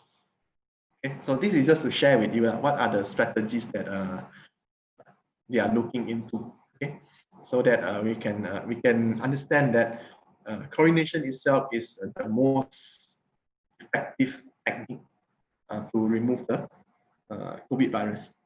Okay, so here are some of the data, okay, literature data. You can read through this. So most of the articles here, they are very recent, 2020. Okay, they are published recent because if you look at the COVID-19 articles, right, at the beginning of this year, it's like maybe 100. So over this past few months, right, it rises exponentially. You know, yeah, we have so many articles now on COVID-19 virus. Some related, some not related. Everyone is rushing to contribute something to this. to this area. Okay, one of it is the disinfection area, okay, whereby we see a lot of people, they are looking into how our strategies, what are the ways we can decontaminate this virus. Okay. So this article talks about using chlorine dioxide. This one we learned about it just now. Some look at sodium hypochlorite. This is also very effective. Okay, and then some talk about moving bed. Okay, so the second one is adsorption. Adsorption, I don't think this is a large-scale study. This is not so effective. I don't think people will adopt this for large-scale study, because you can see the inactivation rate is 92% only, right? And it is probably more expensive to produce compared to the chlorine. Okay, so adsorption is a process of concentrating pollutant on the surface, right? So you are not really deactivating, you are just concentrating it. So it's not very effective. So adsorption, although people reported it, but it's probably not as good. Okay. Okay. So regarding the human disinfection, chlorine-related compounds are not safe for human health. What is your opinion? It's true. It's true. Chlorine disinfectant is not good for human health, right? But that's why when we want to apply it, right? If you look at the water, they use chlorine because it's effective, and the dose that you dose in has to be controlled so that it does not exceed a certain level that is toxic to human. Okay, and then if you talk about hypochlorite, so this sodium hypochlorite, you can find it a lot in the bleach, right? The bleach that you purchase in the water, not water, in the pharmacies or maybe in supermarkets, right? This one you use it to wipe your maybe desk or maybe toilet to disinfect it. Okay, usually there's a certain percentage whereby exposure will cause harm. But if not mistaken, it's about 1%. I cannot remember. This one we did a study before this during the pandemic, at the beginning of the pandemic, we did a study. Okay, just to share, we did a study to assess what are the type of disinfectant that we can use, okay, for this COVID-19 crisis. Okay, so this is what I want to discuss with the students later, okay, on the disinfectant, whether it is safe or not. Okay, maybe I'll come to that in a while, okay, to discuss with you on this safety of the different disinfectant, because I have a class activity later. Okay, maybe I can just show it to you. Maybe some of you can think of it now, right, while we are going through this. Okay, my last slide will be on the class. Yeah, this is the class activities that I want to discuss later to hear your opinion. Okay, so this is one of the disinfection chamber. This is one of the projects that we consider. Okay, my university considered in the beginning to see whether it is effective or not. Okay, and in this particular chamber, right, what happens is that a human, right, walk through this chamber, stops here, and then you will spray this human with disinfectant, okay, particularly hypochloric acid. So what I want to discuss is later, maybe some of the students can provide some feedback, okay, before I give my thoughts, is whether this approach, is it sustainable, is it good, or what are the challenges and drawbacks. Okay, so these are the some of the activities that I want to do. I think I should be able to do it. Okay, I will clear all these slides. I will discuss with you on other things first before we move on to this one. Okay, I believe we will still have some time. Okay, we have just a bit of slides left. Okay. Okay, so just now, yeah, talk about this. These are some of the challenges that we will find, that we will have in okay, in the current COVID situation. So the main challenge, right, is that we are using data from previously known data, okay, previously known information. For example, SARS virus. We know that SARS virus, they are susceptible to this chlorine, right? But we don't know for sure that COVID-19 will behave the same. We don't know what are the factors that will influence the viral rate. We don't know what is the lifespan of the virus in actual wastewater. We don't know whether the disinfection technology, the dosage that we need, is it sufficient to inactivate everything. All this information we don't know. We do what we did today is mainly based on the previously available knowledge. Okay? Because the virus pandemic happens very quickly, we don't have time to do all this kind of research. Okay? So this brings a lot of questions, okay, to the effectiveness of the techniques. Okay? And also besides this problem, we also have the problem related to the water treatment facility. Not all water treatment facility they are equipped with the sufficient tools to remove the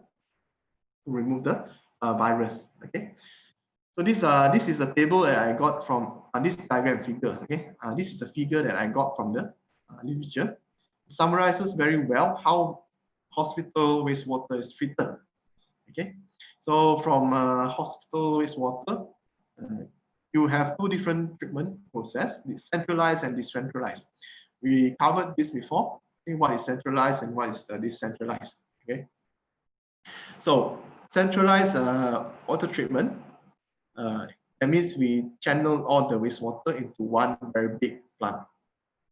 Decentralized, we channel the hospital wastewater to their own water treatment plant, and then we disinfect it there.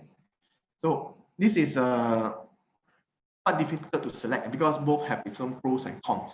Okay, which means if you channel it to centralized sewage treatment, the disadvantage is that you mix it with other water and you make the whole thing more difficult to disinfect. Okay, because you have more water now. So when you have more water, you will have excessive problem. Okay, you have the cost of disinfection will be higher. Okay, if you do it in decentralized treatment, it's better in the sense that you know what you have in the water, you treat it according to the type of waste that you have. Okay? You can have multiple barrier, you can have a specialized disinfection barrier and so on. Okay?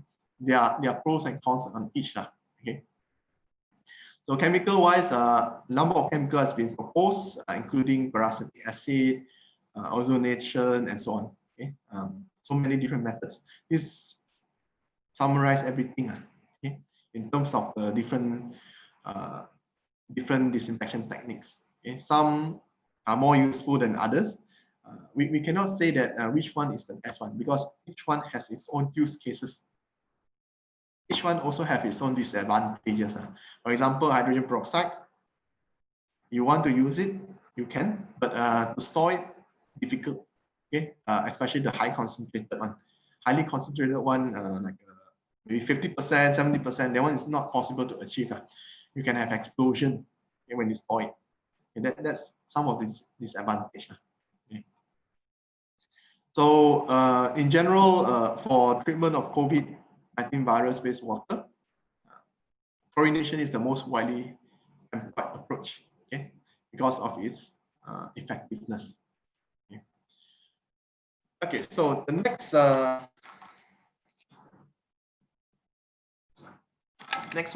topic is more of the emerging topics. Okay, the previous topic we talked about wastewater treatment, water treatment, and how we can employ chlorination process, right? So now we want to talk about some of the innovations, okay, the emerging innovations that we can see in disinfection. Okay, so one of the main things that is emerging is in terms of using nanotechnology to carry out the disinfection process. So there are three different types of antibacterial materials. the mainly used one, okay, the nanomaterials, they are copper, silver, and PaO2. Okay? Each of these, they work very differently. They have a very different mechanism. Okay, the mechanisms include, for example, contact killing. Okay? If you look at the hospital, right? Some of the hospital handle, they will use copper. Okay? They use copper to maybe install, put beside the bed, and maybe the door handle, right? They put a certain amount of copper. Some glasswares or some things, they will just coat it with copper, right? Reason why is because copper itself can induce something called a contact killing effect, okay? Whereby when you have microorganism, okay? Let's say this okay, microorganism sticks to the copper. This is a Cu plate, right? Copper plate. There will be certain effect. Okay? Some of the copper may go into the cell, okay, of the microorganism, inducing certain contact killing effect, whereby you can have disruption of the DNA, you can have interruptions of certain enzyme in the microorganism, which eventually will lead to the destruction of the microorganism. So you can see the power of copper. Okay? Copper can do this kind of effect. But of course, some of you may want to ask, if copper is so good, why not we use it for everything, right? Why not we use copper to build maybe like a entire hospital using copper? And why not we build it outside the environment, hospital chair, maybe outside when you go to the garden chair is built by using copper. Why not do that? The reason is because copper itself, okay, is expensive. Okay? Copper is an expensive metal. The second reason is because of the ability to mold the copper into what we want. Okay, so we cannot design copper to be the shape that we want and use it that easily compared to plastics. Okay, that's also another reason why copper is not the main choice. Okay, and even if we can mold it and can use it to design everything, right? If you build let's say in Malaysia, I don't know whether you have this problem in Indonesia or not, but in Malaysia, in Penang, right? If we build a copper chair, we put it in a park. Today we build it, tomorrow it disappear, no longer there, right? So, and then you end up, you go to the recycle place, and you see, oh, how come the chair is there? That means someone has taken it and sold the copper there, right? So this is some of the problem that we are facing, right? We have this problem since many years ago. In fact, the government tries to like do an initiative where we can take an umbrella from the bus stop, right? And then use it, and then we have to put back after we use it. But then after a month, all the umbrella gone missing, right? So this is one of the reasons why we cannot have good things, right? So copper itself can induce contact killing. Silver also, to some extent, it can induce contact killing. Right? Silver, you have microorganism touching it, you will die. Okay? So copper, this one, contact killing. Silver, you can have contact killing. You can also have photocatalytic activity, which means that when you expose silver to light, you can generate certain radicals that can attack the microorganism. Okay? Titanium dioxide rely mainly on this mechanism. Okay? PaO2, when you have UV light shining on the PaO2, you can generate a lot of radicals. And these radicals can attack the pathogens and cause a lot of structural destruction. Okay? It can break down all the cells component. Okay? And then you will deactivate the microorganism. Okay. So we look at PaO2. PaO2 is one of the most widely used materials, okay, for disinfection, for removing contaminant through photocatalytic disinfection. So this is the mechanism of disinfection using TiO2. Okay. The disadvantage is that you need a light source. So you have the light source, you shine it, and then you generate radical, and that's typically the mechanism. But there are many disadvantages. Okay, if you use TiO2, if you use the solar light, it's relatively slower. Okay, we want to use UV light. Okay, you know that besides solar light is that you use the sunlight as your source of energy. We don't want to use the UV light because UV light itself already can cause inactivation of pathogens. We don't need the TiO2. Okay, that's not it's not the same anymore. Okay, so the reason why we want TiO2 is because we want to use solar light to see whether this TiO2 can somehow help in disinfection or not. Okay, so TiO2, if you expose to sunlight, is relatively slow to cause the disinfection process. So that's why there are quite a number of people, they innovate different kind of photocatalysts, okay, which rely on this mechanism, similar photocatalytic disinfection mechanism, to inactivate the pathogens. One example is here, this one. Okay, this is an example using silver bromide. Okay, so this is a photocatalyst, and they use visible light. This is how you can set up. Okay, when you want to study the disinfection. You have a stirrer, you have a reactor, and then you have this microorganism inside, and you expose it with the photocatalyst with the light source. Right? Then you will have a radical generation, okay, and you will be able to cause disinfection process.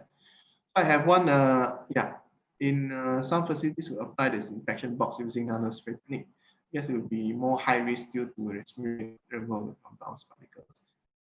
Yeah, I think we'll discuss this, whether it is very interesting. You can see that a lot of people starts to view this, and then they raise their hand, and then they turn around, and then it's like you look at this biohazard movie, right? They do this kind of approach to remove it.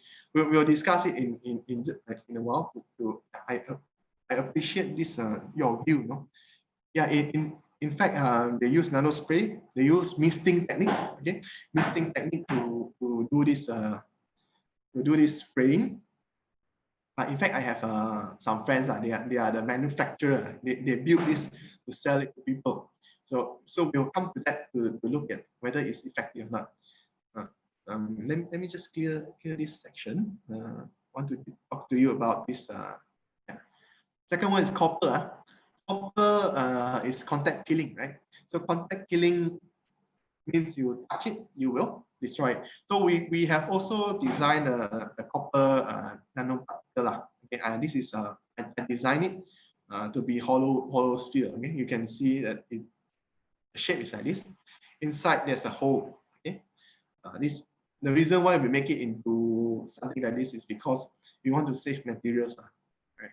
So if you have spherical particles inside this part, right? If it's not hollow, right, then all this material is useless. They are not in contact with anything. So we design it so that we can save materials. We make sure that this part is hollow. Right? You can see this part is hollow.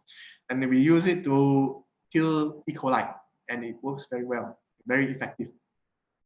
Okay, so there are also an innovation. Okay? You can see that this is one of the innovation that someone did. I don't think it's good, this innovation, but I do appreciate that they come up with this solution. What they did was they take the mask that we wear every day, and then they put a layer of copper.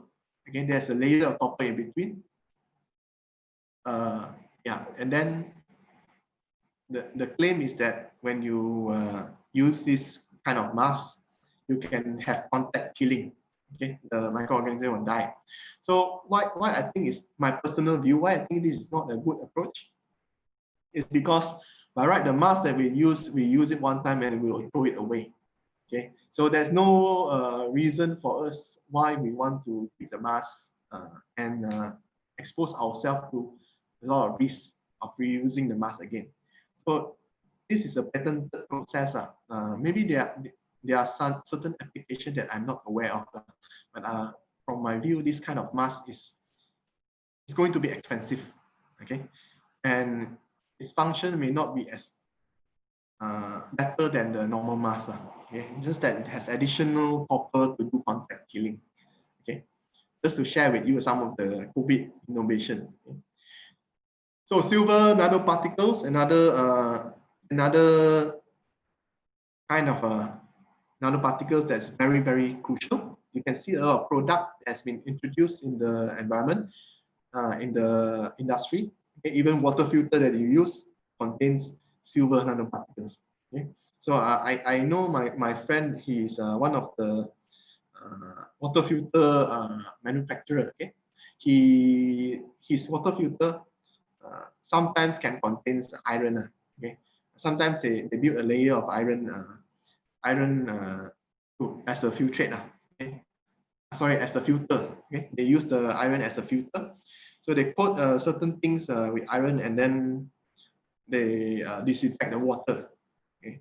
So I know this because I did some testing for him. Okay? We have collaboration, and sometimes when he want to test his product, right, he will ask me to check before and after. What is the water quality like before you filter and after you filter? So when I check the water after filter, okay, I take the water, I filter it using a membrane, and I look under SEM. There are some silver nanoparticles. Okay, this means that the silver nanoparticles can leach out from the filter. Okay, so you have to be careful when you are buying the silver products. Although it doesn't cause any harm, but then we also don't want this kind of things from happening, right? We don't want silver to leach out because over time, after you use it for 5 years, if all the silver has already leached out, you no longer have the disinfection effect. You have to change it. Okay. So many innovation in silver. You can coat it anywhere. You coat it on any surface, that surface will become antimicrobial. Okay. So I want to share with you on one of the very emerging innovation, okay, related to using nanoparticles. So as I mentioned just now, oh yeah, before that, just want to clear this question first. Regarding to the different cell walls, membrane properties, bacteria such as gram-positive, how is the selectivity of nanoparticles? Okay, it will be it is dependent, okay, dependent on the bacteria, the microorganism itself. Okay, so there are different nanoparticles. They behave differently, like copper and silver. They behave differently to gram-positive and gram-negative bacteria. But in general, from what I read, let's say silver, you can use it to target gram-positive and gram-negative microorganism. Okay, it has been tested. E. coli, and another one I think is called some, I can't remember the name. S something. Okay, has been shown to be able to be disinfected, which means that there are many studies using gram-positive, gram-negative, and it is effective. Silver is quite effective over a wide range of microorganisms.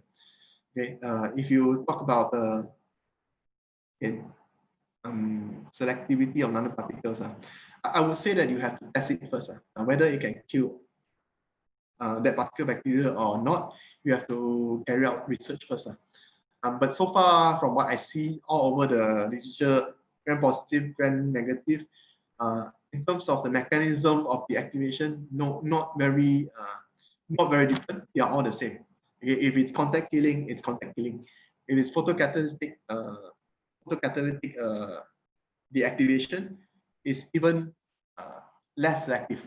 Okay, so contact killing is more selective in terms of killing gram-positive or gram-negative. compared to when you have photocatalytic reaction, because photocatalytic you rely on radical generation. So this radical generation, it will act non-selectively, regardless you have what kind of cell wall, whether you are gram positive, gram negative, it will just destroy it. Okay. Okay, so just want to highlight this research. Okay, for this research, right?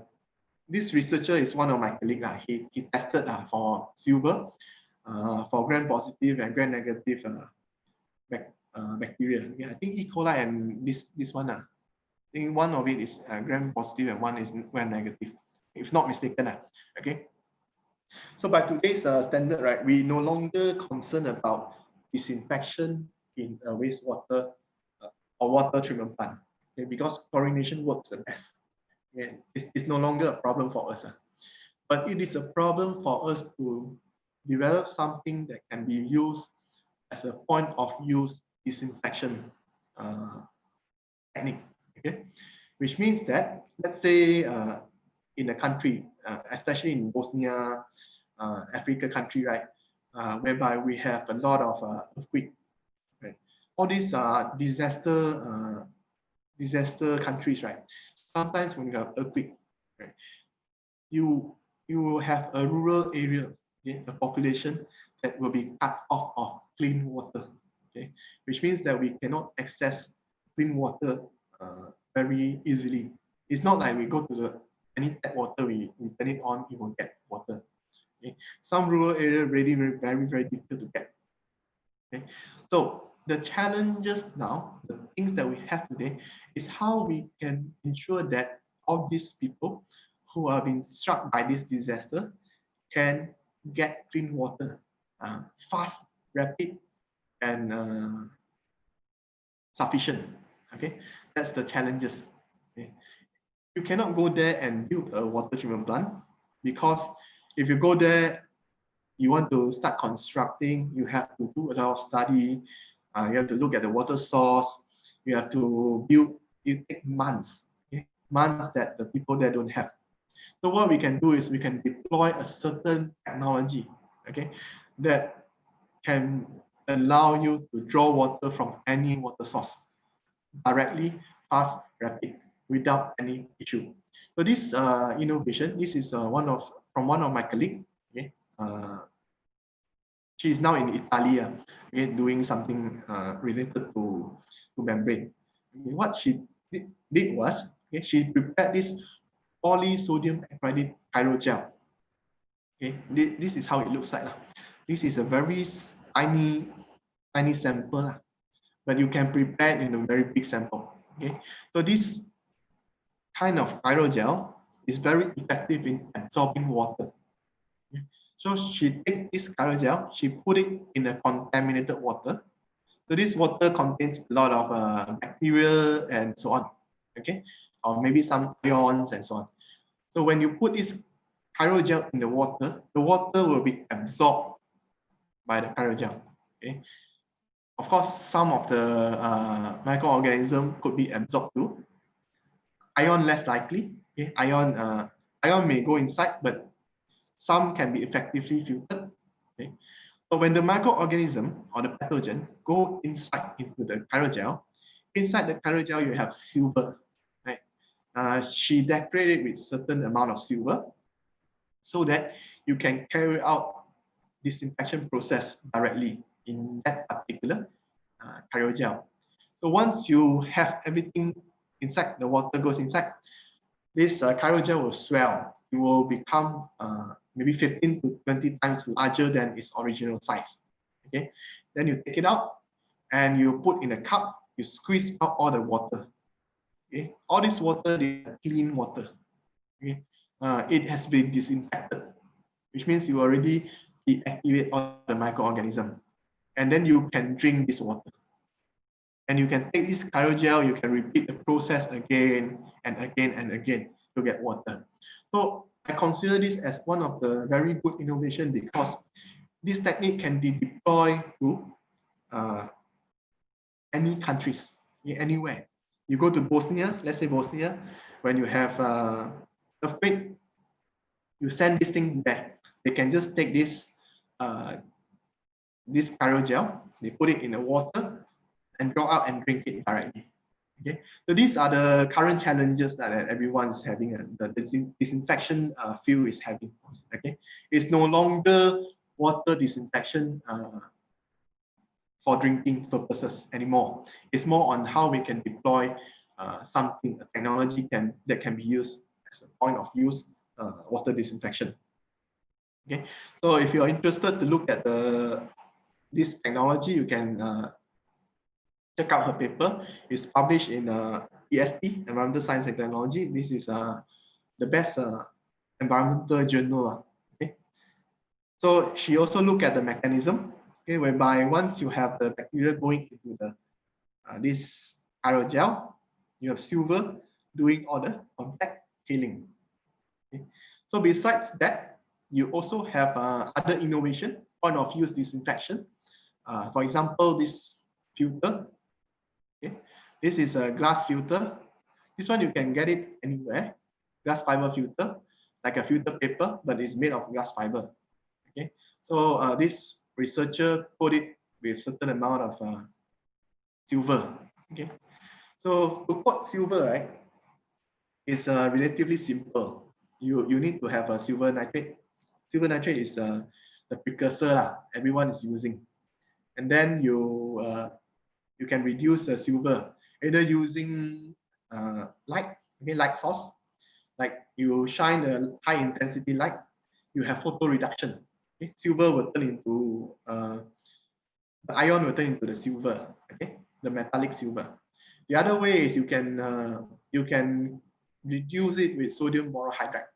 Okay, you can reduce it by exposing it to sodium borohydride, and the ionic silver will become metallic silver. Okay, very simple process, and most of the time you will get this spherical particle. Silver will exist in a spherical particle. Okay, whereby you can look at under SEM, you'll see a lot of these small dots. They are all silvers. Okay, most of the metallic materials is in this form. Okay, spherical form. Okay, the trick is to control the size. Whether you want the silver to be in large size or you want it to be in the nanoparticle size. Okay, so you have to optimize the condition. You can see all the articles in 2020, 2018, and so on, because this is quite a hot topic. This one, the second diagram here is on the bioflocculant. Okay, this one also you need something a reactor to operate, but it's very simple to do. And you have another one innovation, this one. Okay, this is a membrane technology that you can deploy anywhere. This is a mobile membrane technology. Okay, you can see. I'm not sure how it works. I think this one you pump the water, you take the water, draw it inside, and there's a tap here whereby you can draw the water out. Okay, this is a portable one, which means that any countries that has lack of water, clean water, right? You send this thing to them, they just need to pump out, okay, and you can have clean water, disinfected water. Besides this, another one that I just want to quickly go through is I don't know whether you have seen this. There's something called a straw. There's a straw that people use to take to travel. Okay, this kind of straw is not a normal straw. This is something like this. Okay, it's commercially available. You can buy it. I think inside here you probably have some membranes and filtration things. They probably add in silver also, if not mistaken, whereby you can take this straw when you travel, right? You don't have water, you can just suck the straw anywhere, any river water, anywhere, and the water flowing through here will be filtered, and eventually once it reaches you, right, when you drink it, it will be very clean. Okay? This is available commercially. This is one of the innovation that we can use to disinfect the water through the point of use disinfection. Okay, so just to quickly go through one more things before we go for our discussion. This one is the photocatalytic ceramic membrane. So this is some of the ways you can prepare the sole for coating. Okay, so sometimes when we want to do coating of a ceramic membrane, is because we want to use it for our membrane bioreactor. Right? So when you coat it with silver in a ceramic membrane and you use it for membrane bioreactor, your ceramic membrane will be less likely to foul because silver can to some extent prevent biofouling. Okay? And also silver can affect the TiO2 growth. Okay. Yeah, this one and just to show you how it looks like. This is the SEM, how it looks like before and after you coat it. Okay. And you can have this disinfection properties using this kind of ceramic membrane. You can also suppress the growth of TiO2, which means control the synthesis. You can have antibacterial, anti-fouling functionality.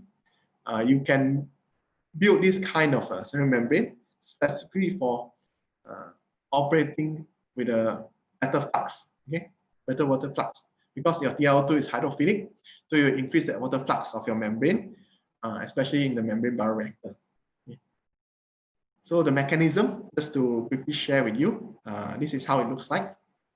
Okay, so all these layers, you have different layers, and you have certain amount of silver nanoparticles, and your bacteria, when it interacts, it will be deactivated. And you have TiO2, which can generate hydroxy radical. And this radical, when exposed to light, and it will disinfect. Okay, so but of all the nanoparticles that we are using, some of the main concern is in terms of the long-term effect. In other words, we don't know how they will behave in the environment.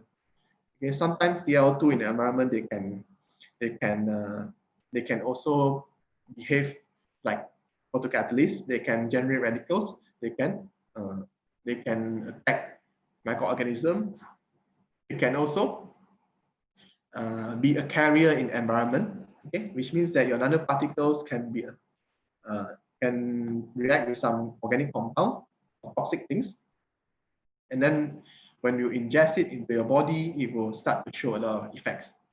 So some people use nanoparticle as a drug carrier. So this is something similar, okay? Except that the things that nanoparticle carry may not be drug. It can be something else, some toxic things. Okay. So these are the things that we have to be concerned. And sometimes your nanoparticle can release toxic metals, which will affect the environment. So the last disinfection, this is the most low-cost disinfection technique, solar disinfection. Okay? Most low-cost, anyone can do it as long as you have a sun. Okay? So this one, there are several countries that are doing it because this is low-cost technique, like Kenya, India, Cambodia, and Bolivia.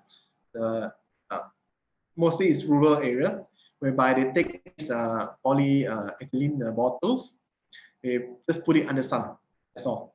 And then the sun contains UV and heat, it will disinfect. Okay, so when this happens, you can drink the water. Whether it is effective or not, that one is another thing. We don't know whether it's effective or not. Sometimes it can fail. Okay, so the disadvantage, there are also several disadvantages. If you look at solar disinfection, you're using sunlight. So when you don't have sun, that means you will not be able to do this disinfection.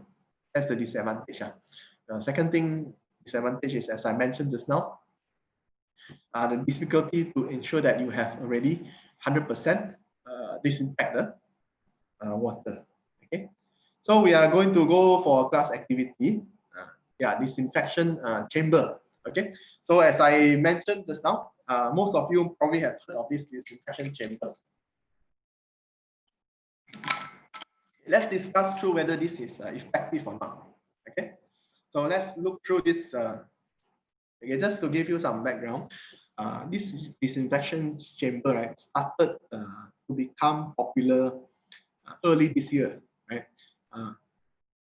Early this year, we see that a lot of countries, even this is in a restaurant, okay? Restaurant in Penang.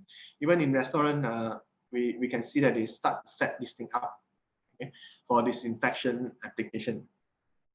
So what we want to do now is to discuss. Okay, I hope the students can participate in this discussion.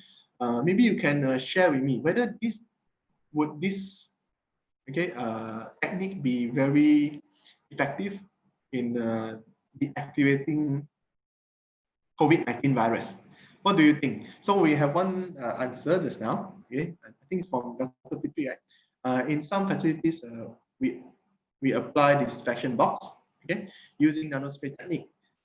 It will be high risk due to respiratory chlorine compound particles during the disinfection procedure. Yeah, this is one of the concern. One of the concern is in terms of the risk of being exposed to chlorine compound. So as I said just now, right? As I said just now, in a few months ago, we looked into this kind of disinfection chamber, okay, and we assessed whether it's effective or not. And from our results, it's very obvious that from our result, this is not a very effective approach. Okay, so you use chlorine. Okay? We also screen several things that can be used to do this kind of disinfection. Okay, you can use hypochlorite acid. That's the most common disinfectant that we spray. Okay, hypochlorite acid. Hypochlorite. Yeah. Let's see. The one that you use in bleach, hypochlorite. Yeah. You use it. You spray it on human. The concentration cannot exceed a certain level. Okay. I think it's a 0 point something percent. I cannot remember the exact percentage, but there's a threshold that it will start to cause irritation to the population, okay, the human population. So we must not exceed that level, so that we don't have a very high risk of getting the toxicity effect from the chlorine compound. So what I want to say now, what I want to discuss now is from the point of view of the students, okay, what do you think? Do you think this kind of disinfection chamber, do we need this kind of chamber in our, let's say, university, before we go and eat or something like that? Do you think this chamber is effective, and what are the challenges? So can I hear from the students? Anyone wants to give your opinion? You can type it out. Maybe you can type something and say whether your point of view this is effective and why do you think that it is effective, and whether it's not effective and why do you think that it's not effective. Okay, maybe we can discuss it. Anyone wants to start first?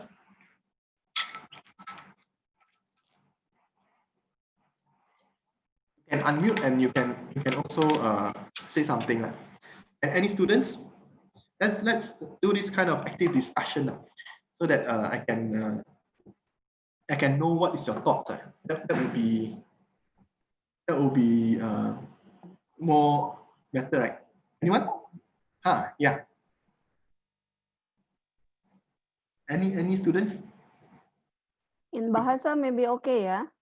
Yes. Just Yes, from Bahasa. yeah, Bahasa or English. they My have Bahasa is yes. My Bahasa is also. I mean Bahasa Indonesia. Right? My Yeah. Bahasa is quite good because you know I used to watch cartoons in Bahasa Indonesia. You know, so I think I should be able to understand. So yeah. So any language is okay. Yeah. Ayo silakan pendapatnya dalam bahasa Indonesia. If you have any difficulties to Yes, deliver in English, please. You can type out also lah. Nanas and other there, Sylvie.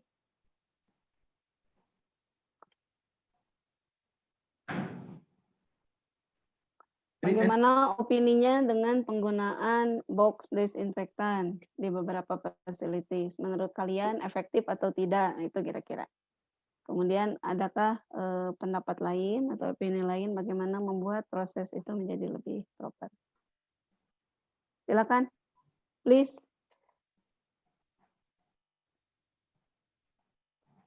Hari, Ahmad. Anyone? Otherwise, I will share my view because I think I have 5 more minutes. Then I will share my view. maybe the student is a bit shy, right? Sometimes like that. We have our students in Malaysia also sometimes a bit shy. Silent Okay. yes, doctor. So I will share my opinion from my view, right? This kind of disinfection doesn't work. So if someone asks you to go through this, for me personally, if I need to go through this chamber, right, I will reject. Several reasons. One is that the chemicals, we screen through several chemicals before this. One is hypochlorite, the one that we use in bleach. The other one is the one that we use to prepare soap. I think it's benzyl something. I cannot remember the exact name. And other things, I think we did screen several. Okay, so the most widely used one is hypochlorite, right? The one you use in bleach, and this one needs to be prepared at a certain concentration.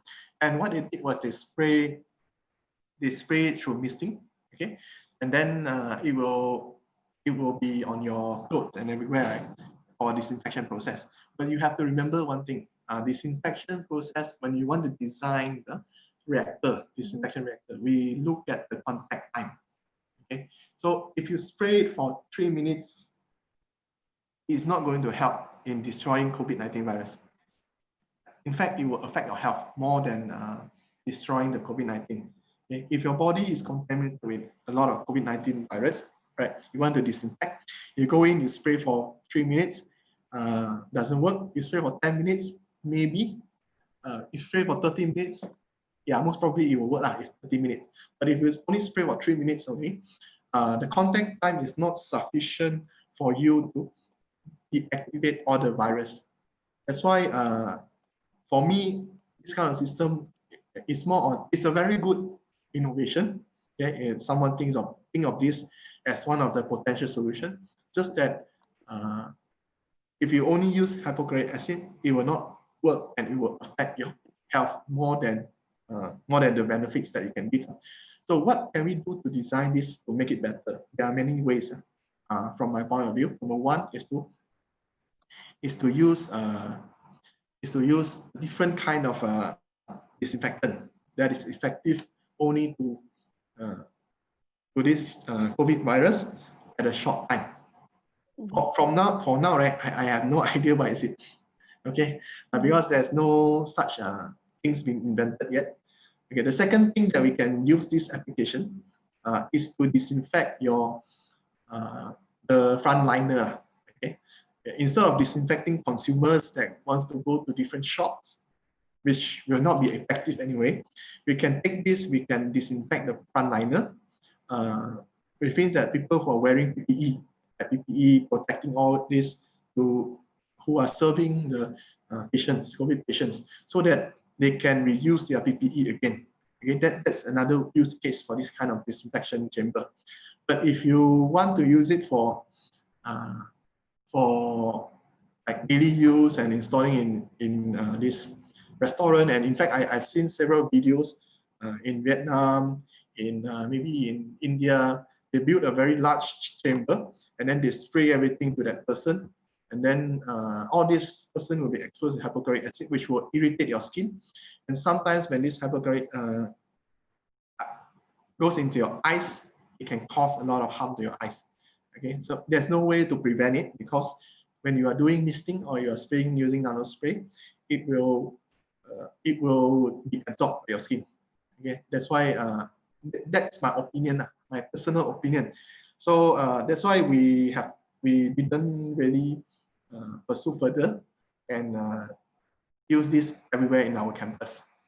Okay, so maybe some other people have using disinfect. Yeah, I can see some. Okay, I think this metal chamber also lead to harm our health if it is inhaled or ingested. Yes, definitely it will harm.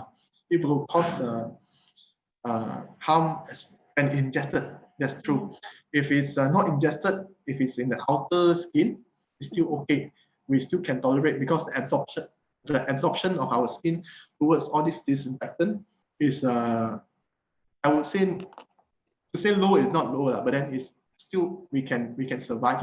We will not suffer from harmful effect unless a certain concentration has been reached. I think I cannot remember the percentage. I will share with you later on. Okay. using disinfection chamber directly is not recommended because it leads to irritation. Yeah, that's true. And yeah, it leads to health effect. But the most important thing is that it doesn't work so well because of the contact time. So if it irritates your skin and it doesn't work so well, then it's not good, right? If it irritates your skin but it still works, but at least we still can consider, right? So that's the thing. Okay, another one point I want to raise up is that some people, although they know that this kind of disinfectant chamber is not effective, they still want to go through it. This has to do with the psychology. Okay, some people want to feel that they are safe. So this kind of chamber can provide that sense of security to them. Just that what I can tell you that it will not work so well for now. Okay, so I think now it's almost time already. I'm hoping that I can have more discussion with the students. So I can hear from them. That's okay. Maybe we can do more discussion next week. To yeah. Yeah. So we can have the student like understand better like the content, right? Just short question, Dr. Wenda, you share with us very how to say current information about the how to say the new technology in disinfection process, especially using nanoparticles, yeah, metal nanoparticle, and you show us the example. So I just curious after the applications of nanoparticles in the water treatment, especially in the disinfection procedure, whether it's still require a further process to remove the kill microorganism as well as maybe the how to say the residue of nanoparticle. No, we don't need to remove the microorganism. Once you deactivate it, then by right, we will just leave it there. Unless, of course, it's very like very cloudy. Right? If it's very cloudy, then you have to remove it. If you deactivate it, then you have to remove it because of the consumer requirement. Right? So when you have a water, very clean water, right? If it's contaminated with microorganism, it will turn into cloudy, which means you have suspended solid. So once you deactivate that kind of water, you have to remove it because the main reason is because of the consumer. Right? But by right, if you don't remove it, it is still safe to drink because you have already deactivated all the microorganisms. Yeah. So it is no longer harmful. You already killed everything off. Okay. Same thing like the boiling water. The concept is the same, right? When you have water, you boil it, you drink it directly, right? You don't really filter off all the microorganisms that you kill, right? So it's the concept is the same. Unless the water is cloudy and it somehow cause like a psychology effect, you don't want to drink it because it's cloudy, then you filter it. Otherwise, the metal nanoparticle that we apply. Oh, you mean the metal nanoparticle? Metal nanoparticles, okay, for water treatment plant, very rare they will use metal nanoparticles to disinfect the water. Most of the time, the metal nanoparticles they are used, let's say, in the house, the consumer. Right? When you want to have a water filter in your home, you have a water filter unit. The water filter unit may contain nanoparticles. So it is not really used in a very large scale water treatment plant. Not all, but some maybe they use. I'm not aware of specifically on where they use. But what I know is that using nanoparticle in a large scale application is a lot of risk. There's a lot of risk. It's riskier. And challenging, yeah? Yes, it's challenging. And chlorination itself can already solve all the problem. Right. So for these nanoparticles, now the main use is on the filter, water filter, and other products that you require to disinfect. Okay. And that filter is recyclable or reusable? A filter, yes.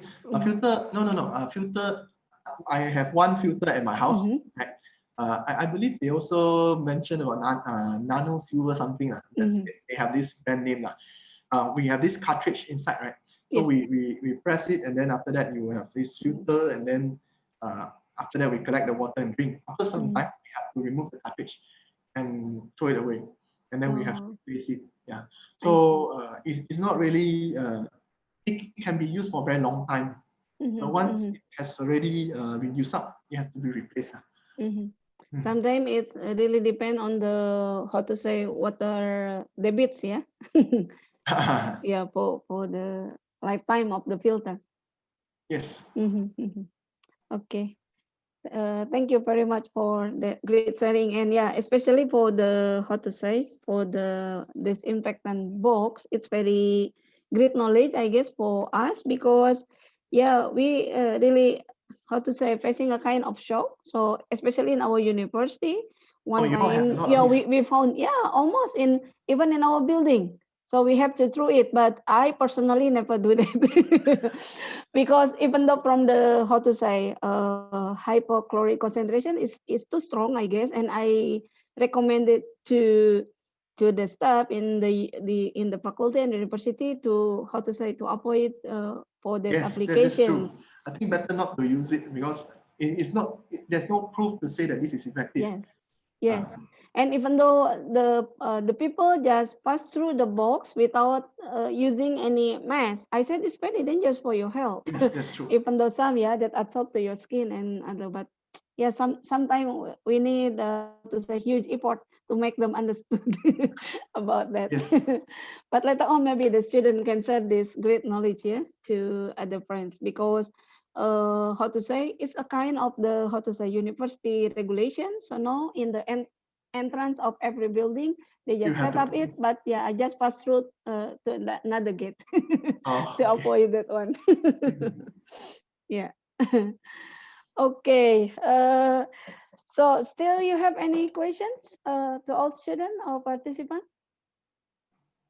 And Dr. Wenda, is there any requirement for next week or some No, task for students? for this week, I have already given the instruction. There will be a very short presentation assignment. Okay, so I hope the students can do it. The assignment will be more on like a, you can go through it like it's at a Padlet. It's more like a preparing a presentation based on certain issues. Okay?